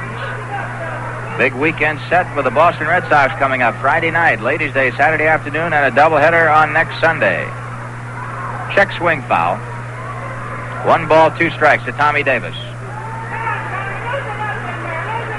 Carl Yastrzemski will be in town. Mr. All-Everything in Major League Baseball last year. The Red Sox currently in 6th place in the American League, 4 games back. Only a half game ahead of the Yankees before the action today. Well, it should be interesting. Ground ball sharply hit. Clark backhands it. Nice play. Horace moving to his right, over to Mickey in time, and Davis is out of there. Tommy Davis hit the ball well, but Horace Clark made a fine backhanded stab to come up with it and throw Davis out. So we have 1 away, 1 run across on the home run by Pete Ward. And for Pete, that was his 5th of the year and his 10th RBI of the season. He leads the White Sox in RBIs. Here's Dwayne Josephson, who doubled and scored a run in the second inning. Fly to left in the fourth. Pretty good hitting catcher. Holds the bat on the end. Takes one on the corner, strike one. Doubleheader tomorrow. It'll be Stan Boston and Al Downing for the Yankees, Gary Peters and Jack Fisher for the Sox. Here's the 1-strike pitch. Sidearm curveball to Josephson to third base. Cox up with it. Underhand flip to Mantle in time. And the side is... No, check that. Only 2 outs. Davis bouncing to second. Josephson bouncing to third. 2 down. And that'll bring up Bill Voss, the right fielder. Voss bounced to second and to third. He's 0 for 2. Left-hand batter. 6 feet tall, 170-pounder. Holds the bat almost straight up and down as you would a rifle. Swings and misses. Strike one. A good cut. This youngster Voss has good wrists. Right now, trying to get started, looking for his first hit of this season. So far, he's 0 for 10 as he dribbles one foul down the first base side. Gibbs out and after it. That one almost farther toward first than it was toward the plate. Defense has shaded to the right side for Voss. Both the infield and the outfield playing Voss to pull. Bill Voss, young outfielder. Here's a two-strike pitch. Curveball hit to left. Waiting for it is Tresh. He's got it, and now the side is retired. For the White Sox, 1 run on 1 base hit, the home run by Pete Ward. No Yankee errors, nobody left, and the score at the end of 6. White Sox 4 and the Yankees nothing. Now let's take a look at that scoreboard. California 4, Detroit 1, with the Tigers batting in the bottom of the 4th. McLaughlin, pitching for California, Repose hit a 3-run homer, number 7, and he leads the American League now. He hit it in the 3rd for California. Wilson is in there, relieved by Kane in the 3rd. Horton had a home run in the 2nd inning for Detroit. He had 2 last night. That's number 5 for Willie Horton. Oakland 1, Oakland 2, and Boston 1 after 5. Krause for the A's, Ellsworth for the Red Sox. Monday hit a home run, number 5 for the Oakland A's. Baltimore at Washington, starting a little later this afternoon. Minnesota and Cleveland scoreless after 4.5. Boswell against Hargan. Over in the National League, the Cubs and the Mets are all tied up at 2 apiece, with the Mets batting in the bottom of the 5th. Holtzman relieved by LeMahieu in the 3rd for the Cubs. Selma all the way for the Mets. Hundley had a 2-run homer for the Cubs in the 2nd. Philadelphia and Pittsburgh play tonight. Atlanta and Houston also in a night game, and Cincinnati at Los Angeles play tonight. In one other afternoon game in the National League, the Cardinals and the Giants are on the West Coast in San Francisco for a later start.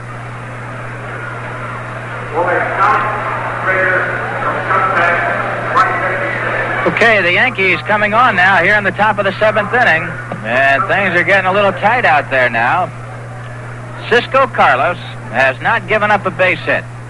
The only runner to reach base for the Yankees was Jake Gibbs back in the 2nd inning, and he was out attempting to steal. White Sox are leading the Yankees 4-0. The only serious attempt for a base hit was the ground ball deep in the hole by Horace Clarke, and a great stop and throw by Louis Aparicio got him. So the action continues as Clarke steps up there again. He started a bunt and takes strike 1. Clarke popped to short and then was out on that fine play by Aparicio. Horace 0 for 2, and now a swirl of wind has crossed the plate, and Clarke steps out of the batter's box. Brusque day here at Comiskey Park.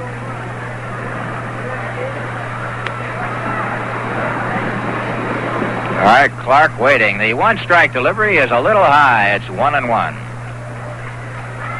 Cisco Carlos into the 7th inning on a no-hitter thus far. Clarke waiting. Carlos delivers. The right-hander's pitch is popped off left side and out of play.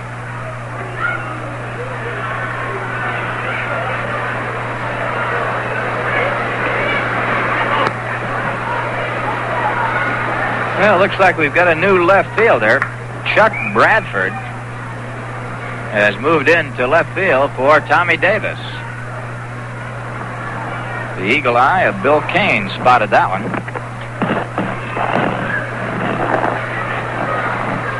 Bradford in left field for Tommy Davis. Clarke fouls the next one off into the upper deck and out of play. And the count holds 1 ball and 2 strikes. White Sox 4, Yankees nothing. Carlos working on a no-hitter. He's into the windup. The 1-2 pitch. Change-up hit on the ground. Ward has it. Backhands it. Flips to Carlos in time. And a fine play by Pete Ward to keep the no-hitter alive. 2 fine plays. Both on Horace Clarke. One by the shortstop Aparicio. This one by Pete Ward.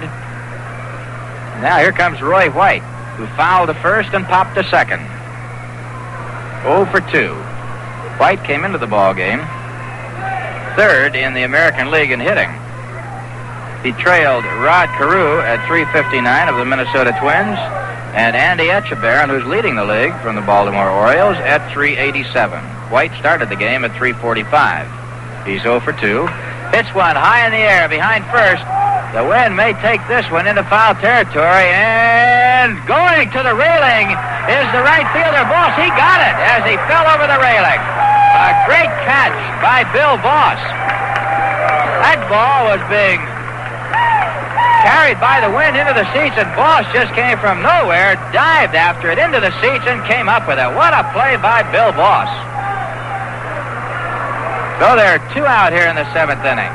A great play by the right fielder, Bill Voss.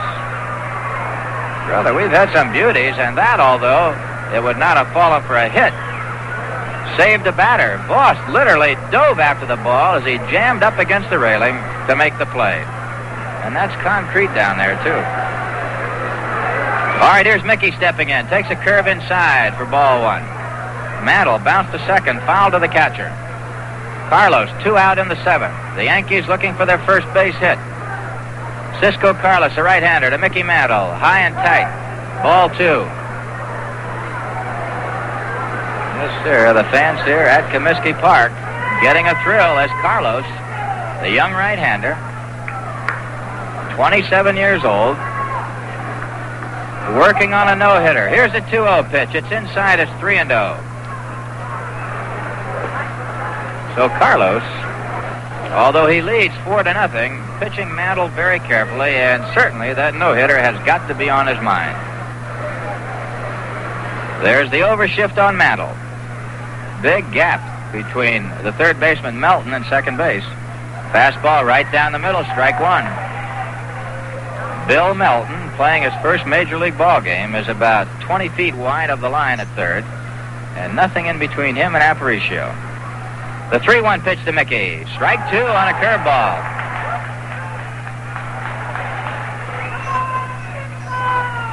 And the fans coming to life on every pitch.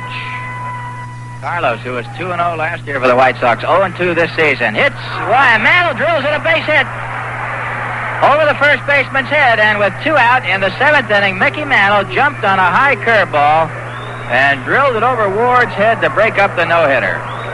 First base hit for the Yankees. And listen to the fans. All right, now Marv Grissom, the pitching coach for the White Sox, out to say something to Carlos. You can almost read that one. Something to the effect, don't let that bother you now. The ball game's the important thing.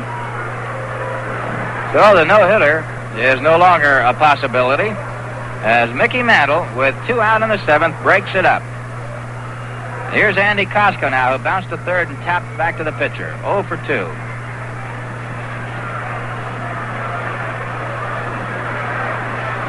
Costco came into the game batting at .350. 7 for 20 with 2 home runs and 5 RBIs. He got the big base hit last night to drive in 2 runs that gave the Yankees the victory by a score of 3-2 over the Sox. All of the Yankee runs last night were unearned. All right, the pitch to Costco is right down the middle for a strike. White Sox, 4 runs on 5 hits. The Yankees, no runs on 1 hit. We're in the top of the 7th. Mantle moving off first. The 1-strike delivery to Costco. It's high. 1 ball, 1 strike.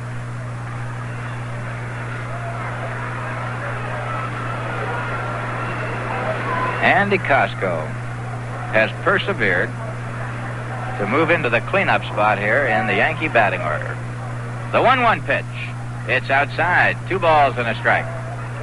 Costco, released in the minor leagues by the Detroit Tigers, picked up by the Twins. He was left on the Denver roster in the minor leagues by Minnesota this past winter and drafted by the Yankees.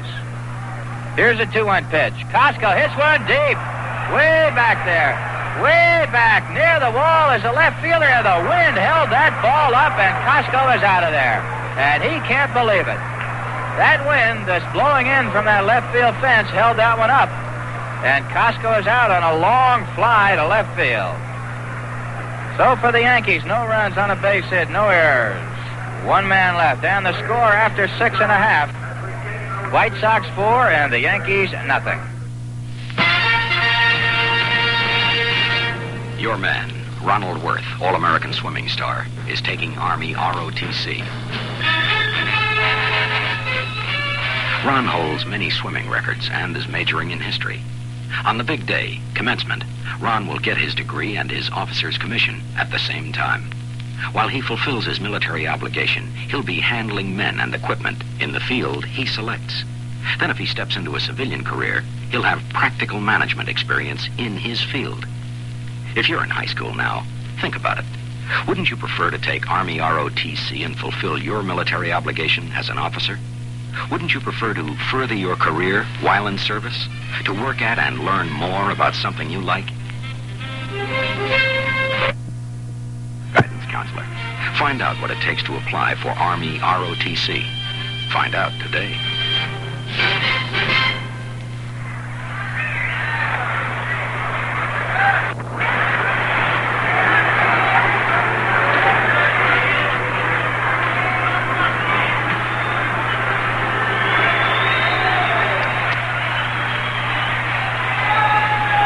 Set to go here on the last of the seventh inning, and Andy Costco in right field talking to himself after he hit a ball that looked like an upper decker, but that wind blowing a gale in from left field just stopped it. The Yankees are still trailing 4-0 as Bill Melton steps in and fouls the first pitch off the slants of Fred Talbot, and it's strike one.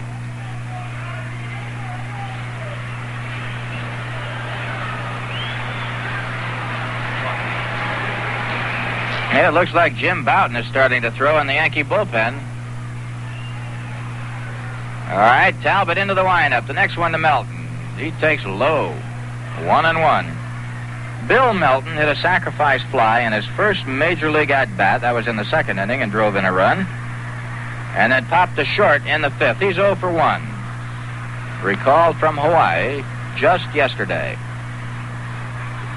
Swing and a miss by Melton. Strike two. Bill, 6'1", 190-pounder, 22 years old. Last year, with Evansville, batted .251. He was hitting .280 with Hawaii in 14 games. Well-proportioned athlete.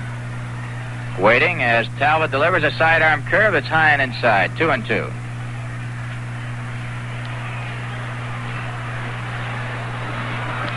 Yankees 4 runs down.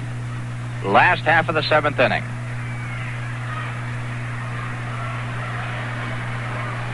All right, Talbot getting the sign from Jake Gibbs. 2 balls and 2 strikes. Pitch on the way. Drilled hard and foul down the third base side. Bobby Cox playing very deep at third. Michael back at short. Clark back at second, and Mantle the same at first. Outfield playing Melton almost straight away and about medium depth. Now Talbot has stepped out of the 18-foot pitching circle, rubbed the ball up, and now moves in to get the sign. The 2-2 pitch once again. Melton hits one solid into center field. It drops for a base hit, and Bill Melton gets his first major league hit, a line single to center to lead off the bottom of the seventh. So that'll be a banner day for this youngster. That's hit number 6. Now Timmy Cullen steps in. Cullen struck out and singled to right and scored a run. Cullen, a right-hand batter against the right-handed Fred Talbot. All right, Fred comes set. Checks Melton. And there's a pitch out. Melton isn't going. Cullen squared the bunt. It's ball 1.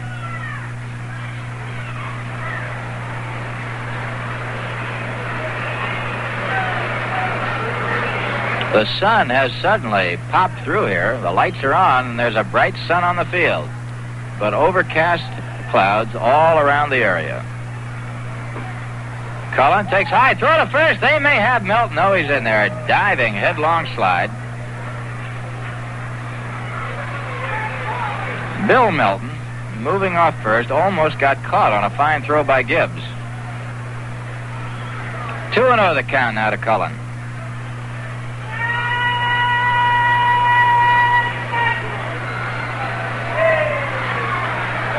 All right, Talbot once again ready. Sets. There goes Melton. It's a hit and run. Ball drilled foul down the left field side. That one was tomahawked quite a distance by Timmy Cullen. On the board in the 5th inning, California leading Detroit 4-1. Oakland leading Boston 4-1 in the 6th. Minnesota and Cleveland scoreless in the 6th. Baltimore at Washington, a later start. In the National League, Cubs and the Mets tied at 2 apiece in the 5th. Cardinals and the Giants just getting underway on the West Coast. And the other National League games will be played tonight. Pittsburgh at Philadelphia, Atlanta at Houston, Cincinnati at Los Angeles.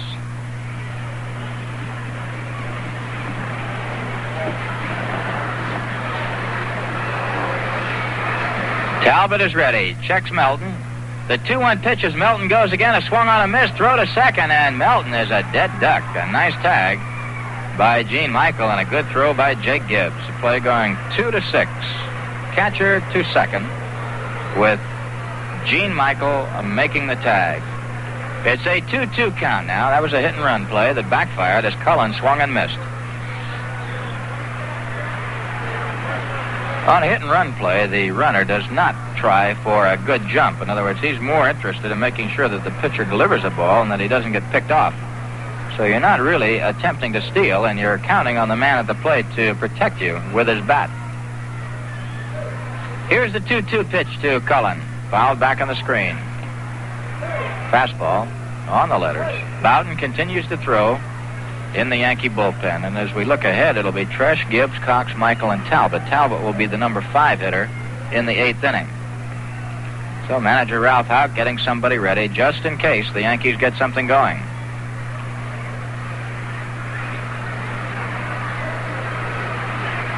Two balls and 2 strikes. Cullen waiting deep in the box. Chokes up. The pitch by Talbot is just outside the low. 3-2, a full count. Grover Riesinger, coaching at third base for the White Sox. Kirby Farrell at first. Kirby at one time managed the Cleveland Indians many years ago for just a single season.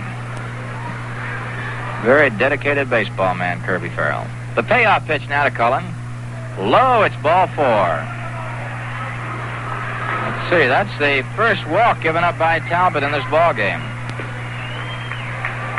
Talbot has walked 1 now and has struck out 3. Given up 6 base hits and 4 runs. A big blow, the home run by Pete Ward in the 6th inning.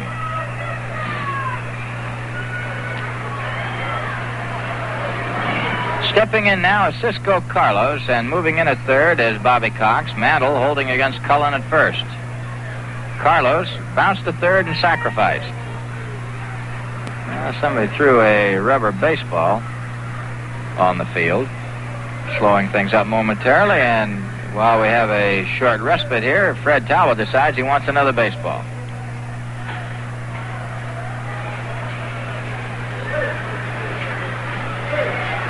All right, Talbot sets. Carlos squares and bunts 1 to first. Mantle up with it, starts to go to second, then decides that he better go to first base and get one sure, and he does. The play going 3-4, first to second.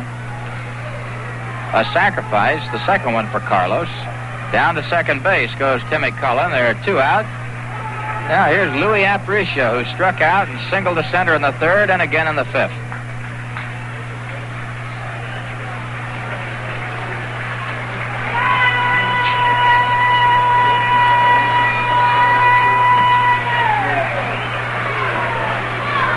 Well, we just got some bad news that drifted in from Marv Albert, who's sports director of our flagship station, WHN in New York.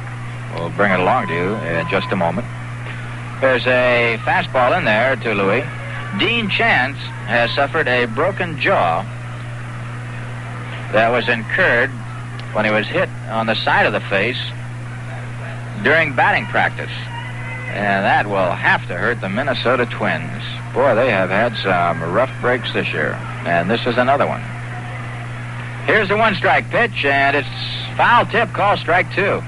Jim Cott, as you know, was put on the disabled list and just got back into action and has pitched only a couple of innings. And now Dean Chance, suffering a broken jaw, will be out of action for who knows how long, indefinitely as it stands right now. So we thank Marv Albert of our flagship station, WHN 1050 in New York, for that information. All right, Aparicio is waiting and takes call strike 3. Got him on the corner, and that's the 4th strikeout.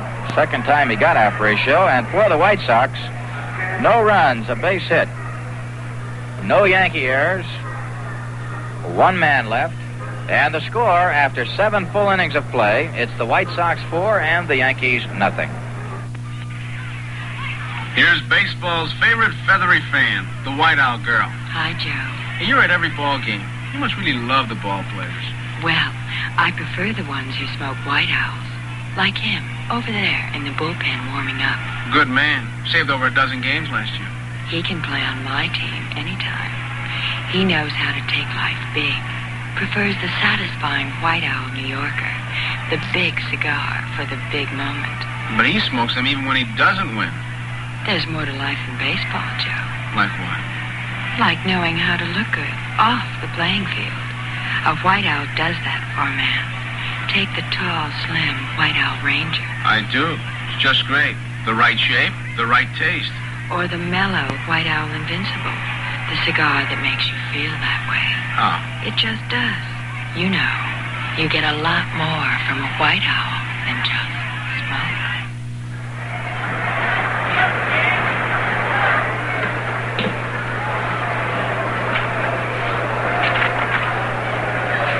While we're waiting for Tommy Tresh to move in there against Cisco Carlos, let's pause right now for station identification.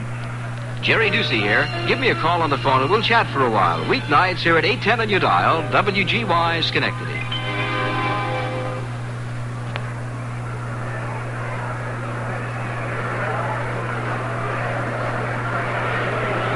Yes, sir. It's going to be an unusual year. Dean Chance, who suffered a broken jaw, out indefinitely for the Twins. Jim Cott, who is just coming back, his status questionable. Tony Conigliaro, out for life for the Boston Red Sox. Tommy Tresh is standing in there. Takes ball 1. Due to that beaning by Jack Hamilton that he incurred last year, Mark Belanger, the first-string shortstop for the Orioles, going in the service. All of this year, possibly all of next. Tresh takes inside, 2-0. So how can you pick anybody? It's going to be quite a battle.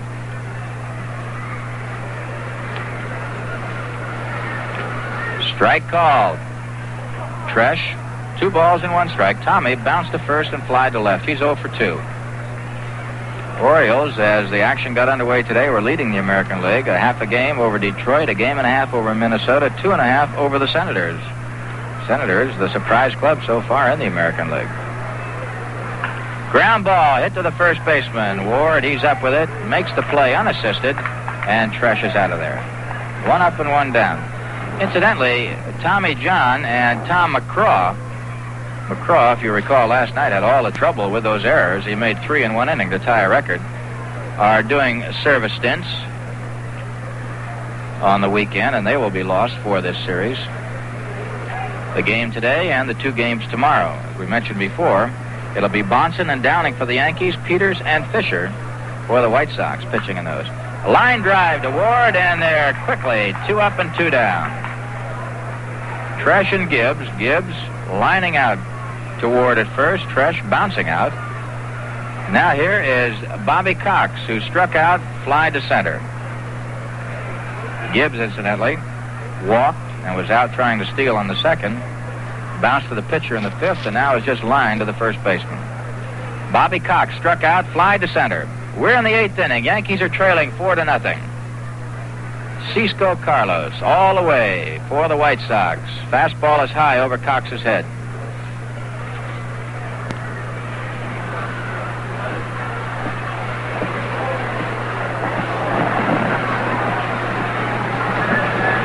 Carlos into the windup once again. Here's the 1-0 pitch. Popped up behind the plate. Josephson, throwing his mask a long way away, chases it and almost lost it. And in the process, almost collided with Ward. So it's 3 up and 3 down for the Yankees, as Carlos so far has given up only 1 base hit. That one to Mickey Mantle in the 7th inning. And the score after 7.5, White Sox 4, the Yankees nothing. The National Safety Council presents its president, Howard Pyle. The average American works hard and enjoys playing hard. We revel in our recreational hours and find much pleasure in excelling at competitive sports. Unfortunately, the accident frequency rates that too often spoil our fun indicate that many of us haven't learned one of the basic fundamentals of having fun, and that is that the safe way is the right way. To be sure, there are calculated risks in sport, and the National Safety Council has no desire to be a spoil sport. Enjoy life and make it even more enjoyable by doing it safely. The rules are simple enough. Reasonable care and protective equipment will help you get a full measure of trouble-free enjoyment from your recreational activities.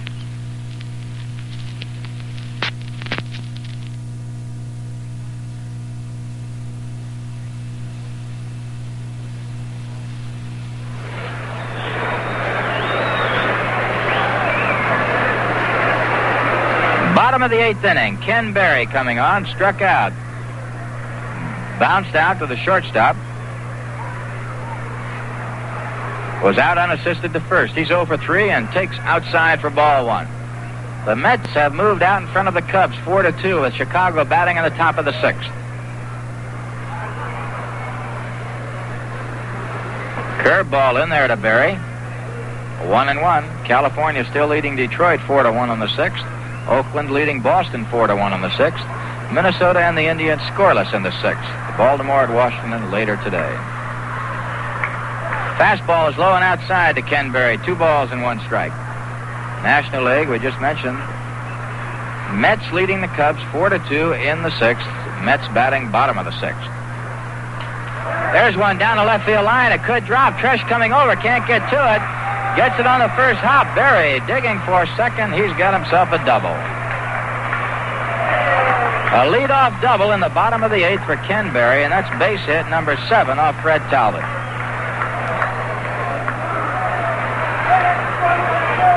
Now here is Pete Ward coming on. Well, how do you like this? Here's Roger Repose, has just hit his 7th and 8th home runs today, and he has driven in 6 runs. He got a 3-run homer in the 6th inning. He had a 3-run homer in the 2nd. And California now leads Detroit 7-1. There's a ground ball to Cox at third. Throws to first. Going to third is Berry, and he makes it. A fine play by Ken Berry as Pete Ward bounced out to Cox at third. On the throw to Mantle, Berry took off the minute Cox threw the ball and made it into third base. Play going 5-3, but moving over on a heads-up bit of base running was Ken Berry moving to third. Now here is Chuck Bradford, who came on for Tommy Davis. Bradford came on in the 7th inning when Davis retired. The White Sox are leading 4-0 in the bottom of the 8th.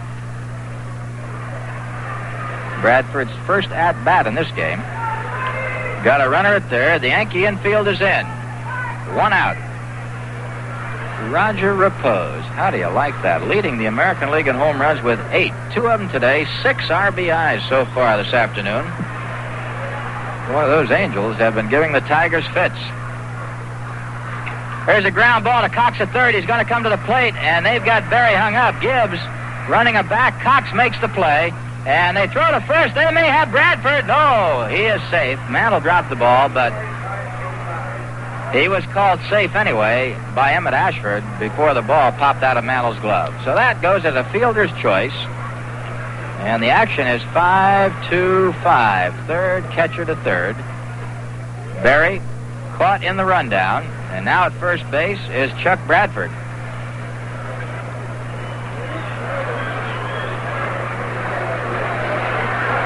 Indians now lead the Twins 2-0 with Minnesota batting top of the 7th. Yes, sirree. This could be another big scramble in the American League. It's shaping up that way. All kinds of things are happening. Bradford leading off first. The pitch to Josephson is fouled off right side into the seats.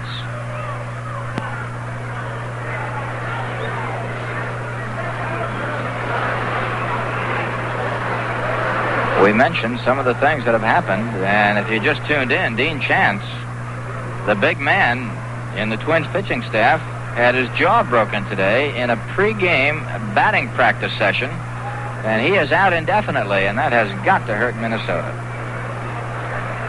All right, Bradford moving off first. Talbot sets. There goes Bradford. The ball hits Josephson. Got him on the right wrist, it appears. And down to first base he goes. He got plunked pretty good. Here comes Stanky and the White Sox trainer. Fred Talbot trying to jam Josephson. Nails him. Charlie Sadd, the trainer, that's spelled S-A-A-D, is out there at first base with the ethyl chloride. That's a freezing compound, and Josephson apparently got nicked right around the wrist. We can't tell exactly where, but of course the problem will not be right now. Maybe it's his elbow he's looking at. It'll be tomorrow. In other words, the swelling over the 24-hour period could be the key factor. Sometimes you can go on sheer nerve for a while, but overnight that swelling can get rather serious, and consequently Eddie Stanky, as he ran across the mound, kicked the rosin bag into the grass part of the infield, and Fred Talbot took one look at him, and boy, he is really looking at it. He had to go over and get it. Stanky just drop kicked it. Well, I'll tell you, he'll find a way to irritate you. Runners at first and second, 2 outs. Josephson at first, Bradford at second, and here's Bill Boss, who's 0 for 3. Curveball is in there, strike one. I wish you could have seen that. Stanky came running from first base right across the field behind Talbot and kicked the rosin bag about 20 feet toward the third base side onto the grass. And Talbot gave him a look, and if looks could kill, Stanky would have dropped dead on the spot. Here's the one-strike pitch. On the ground to the second baseman, Clark. He's up with it. Flips to Mickey, and the side is retired. So for the White Sox here in the 8th inning, no runs on one base hit, no Yankee errors, 2 men left, and the score after 8 full innings of play, the White Sox 4 and the Yankees nothing.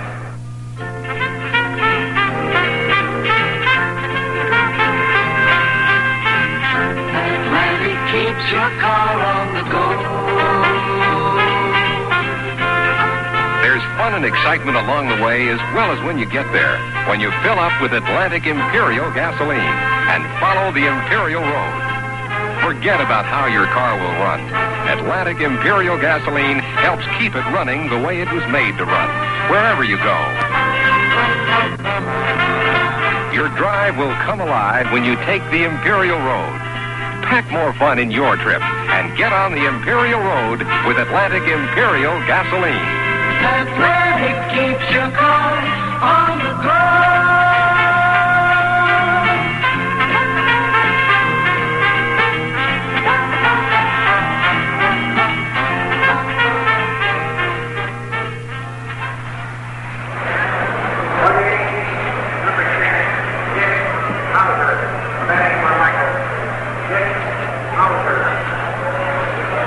Dick Hauser is coming on to bat for Gene Michael as Ralph Houck is forced to go to his bench. The Yankees are trailing 4-0 here in the top of the 9th inning. The Yankees won the first game last night 3-2. Trail on this one 4-0. We got a big doubleheader tomorrow with Stan Bonson and Al Downing going for the Yanks, Gary Peters and Jack Fisher for the Sox. And can you believe that Gary Peters is 0-3? And how about Joel Horland? 0-5. The Yankees beat him last night, although all the runs the Yankees got, 3 of them were unearned. All right, Hauser will hit for Michael, and in the on-deck circle is Whitaker. He'll bat for Talbot. The first pitch to Hauser is high for a ball.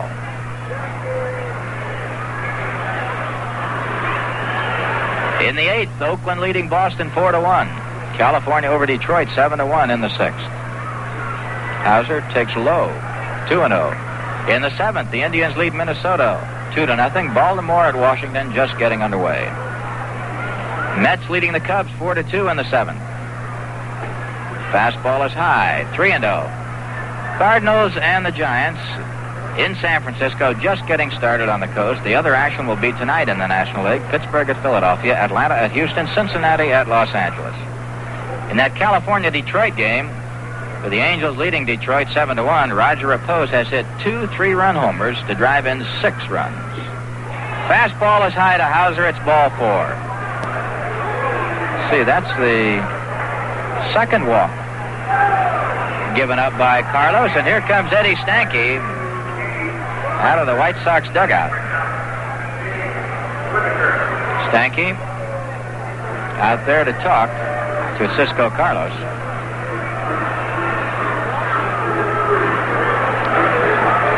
Got a left-hander warming up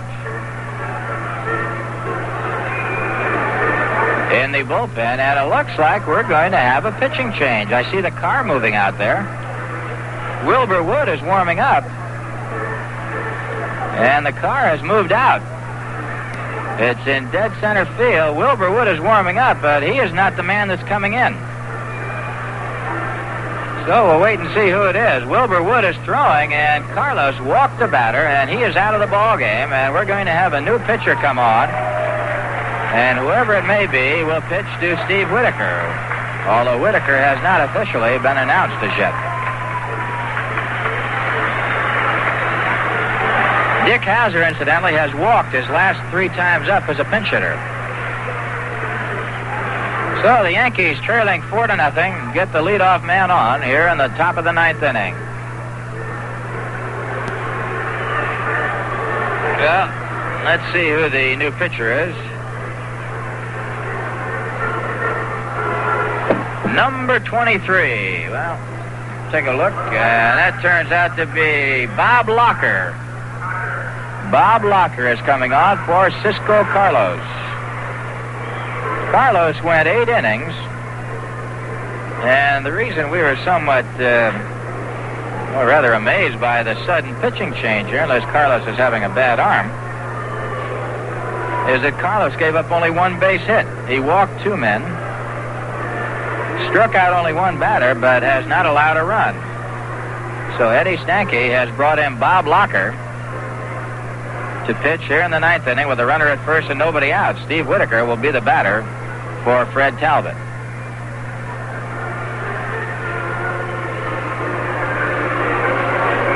Sometimes moves that do not seem to be too rational can be very logical if you're sitting on the bench. For instance, it's possible that Carlos may have said something to Stanky like, say, my arm's starting to tighten up a little bit. It's a cold day out here.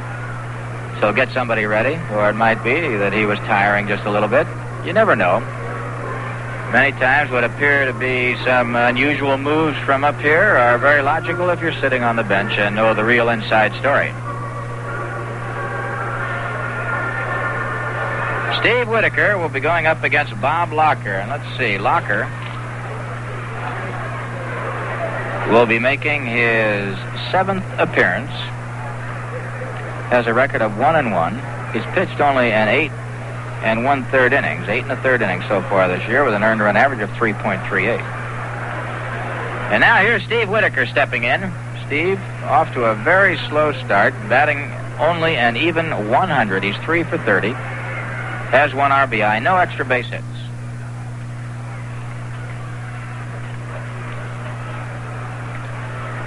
Hauser at first base. Whitaker the batter. Nobody out. White Sox 4, Yankees nothing. Top of the 9th inning. Locker's first pitch is swung on a miss, and it's strike 1. Steve he's just swinging through everything, no matter what it is. Curveballs, fastballs. Seem to be right down the middle. He's just missing.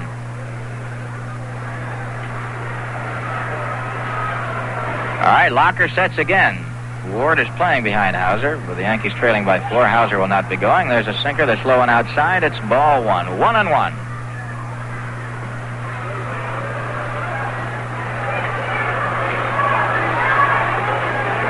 One ball, 1 strike. The Sox got 2 runs in the 2nd, 1 in the 5th, 1 in the 6th. The 6th inning run was a home run by Ward. There's a swing and a miss by Whitaker again. It's strike 2.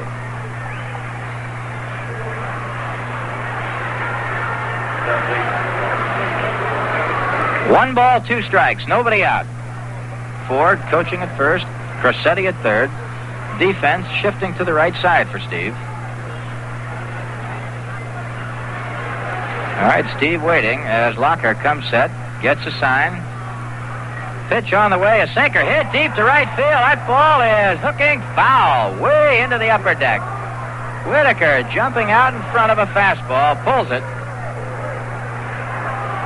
So a loud foul, as they say, and the count holds at 1 ball and 2 strikes. Fine. Pitch on the way, a sinker hit deep to right field. That ball is hooking foul, way into the upper deck. Whitaker jumping out in front of a fastball, pulls it. So a loud foul, as they say, and the count holds at 1 ball and 2 strikes.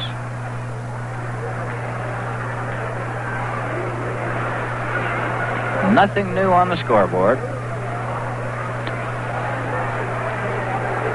All the action holding the same. California over Detroit, 7-1 in the 7th. Oakland over Boston, 4-1 in the 8th. Baltimore at Washington, just getting underway. Cleveland leading Minnesota 2-0 in the 7th. Mets leading the Cubs 4-2 in the 7th. Whitaker hits a high bouncer that's fair, just hit the line. Down the right field side, he's going for 2, and the Yankees have runners at second and third.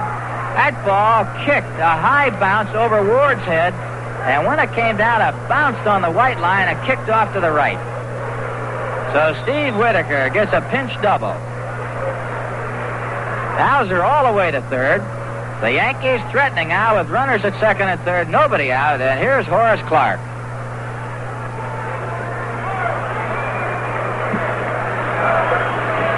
Yanks trailing 4-0. Boy, you talk about a manager now being on the hook after taking Carlos out of there so quickly. What would happen if the Yankees came up with 4 runs off Locker? Well, we'll see. There's a drive, left field. Bradford moving back as Undred makes the play, tagging up and coming in to score is Dick Hauser, and it's a 4-1 ball game, and Horace Clarke will get credit for a sacrifice fly. So the shutout is lost as the Yankees break the ice. A walk, a double, and a sacrifice fly. Holding at second is Whitaker. Now here's Roy White.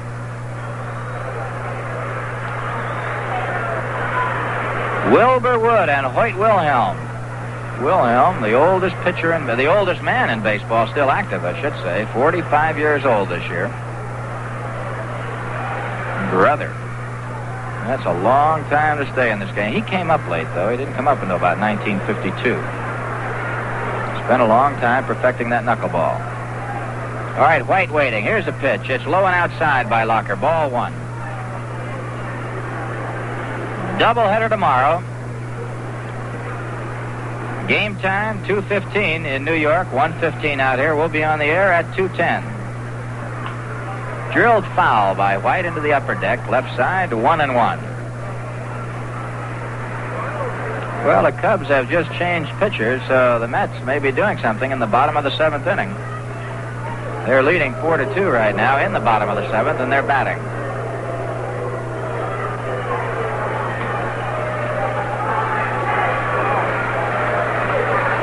Bob Locker, long and lean. He's a big guy, very thin. He comes set. The pitch to White is swung on and missed right at the letters. Strike 2.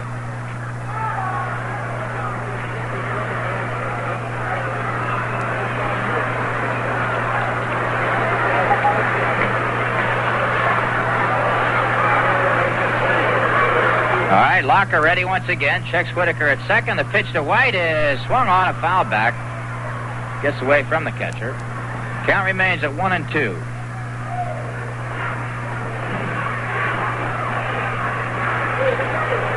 Locker, 6'3", 185 pounds. Looks taller because he's so thin. Hometown, Clarendon Hills, Illinois. Last year had an earned run average for the White Sox of 2.29. And his one-loss record,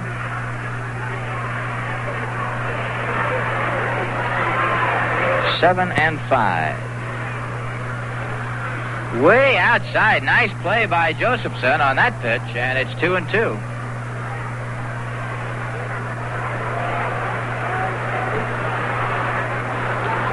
Two balls, 2 strikes.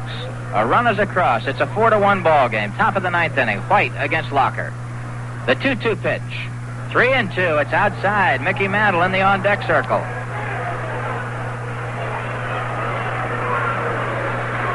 There was a ball that was hit by Andy Costco in the 7th inning that was in the seats, and the wind literally blew it back.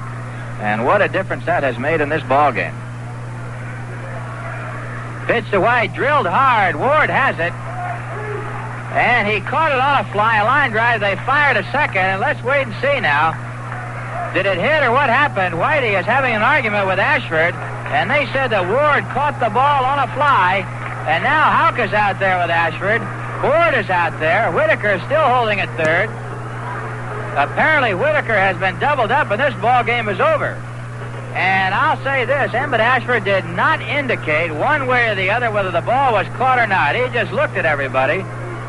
And Ward didn't know what to do, and he just went through it. Houck is now throwing his hat.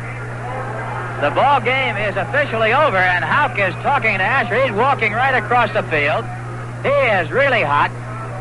And I will honestly say this, Emmett Ashford did not indicate one way or the other whether the ball was trapped or caught. Nobody knew what was happening. Pete Ward just threw to second base after he had tagged first, and Whitaker was doubled off, and the ball game is over. And Houck is really hot. Brother, I'll tell you, he is still stalking Ashford. Nobody seemed to know what had happened. It's just that Pete Ward, in a heads-up play, went through the motions. And finally, after the ball was thrown to second base, Ashford called Whitaker out on a double play. So that goes 3-6, a double play on the line drive. Whitaker forced at second base. He went over to third and just stood there. And Houck, Umont, Cressetti, and Ford still arguing, but it breaks up now, and the Yankees lose it. So, a rather dramatic finish to an unusual ball game. Final score of this ball game, Chicago 4 and the Yankees 1.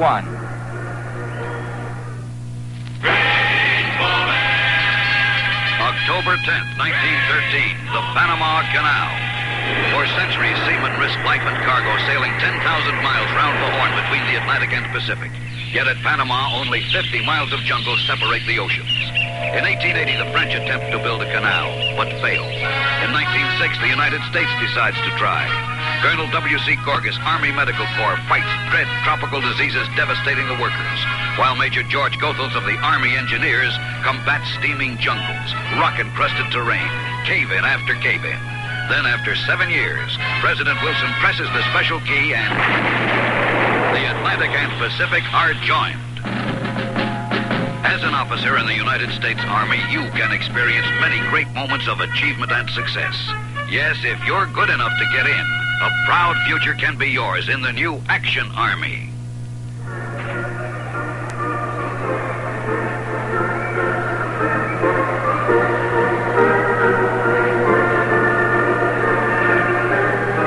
The totals for today's ball game: for the White Sox, 4 runs, 7 hits, no errors, and for the Yankees, 1 run, 2 hits, and 1 error. The winner is Cisco Carlos with help by Bob Locker. Carlos, his record now 1-2. He gave up the only base hit in the ball game while he was in there, and that was in the 7th inning to Mickey Mantle, and then Bob Locker gave up a double to Steve Whitaker. So those were the only 2 hits by the Yankees. Carlos was working on a no-hitter into the 7th inning when Mantle got that base hit in the 7th. So Carlos wins it, and Talbot loses it. Carlos 1-2. Talbot is 0-3. For the White Sox, they got 2 runs in the 2nd inning. An error by Michael, a double by Josephson, a ground out by Boss, and a sacrifice fly delivered 2. And then they got a run in the 5th, and a single by Cullen, a sacrifice by Carlos, and a single by Aparicio. And then in the 6th, they got their final run on the home run by Pete Ward. The Yankees got 1 in the 9th, a walk to Hauser, a double by Whitaker, and a sacrifice fly by Horace Clark. So, once again, the final score, Chicago 4 and the Yankees 1. And now this is Jerry Coleman speaking for the Scooter, Phil Rizzuto, and Frank Messer, saying goodbye from Comiskey Park in Chicago.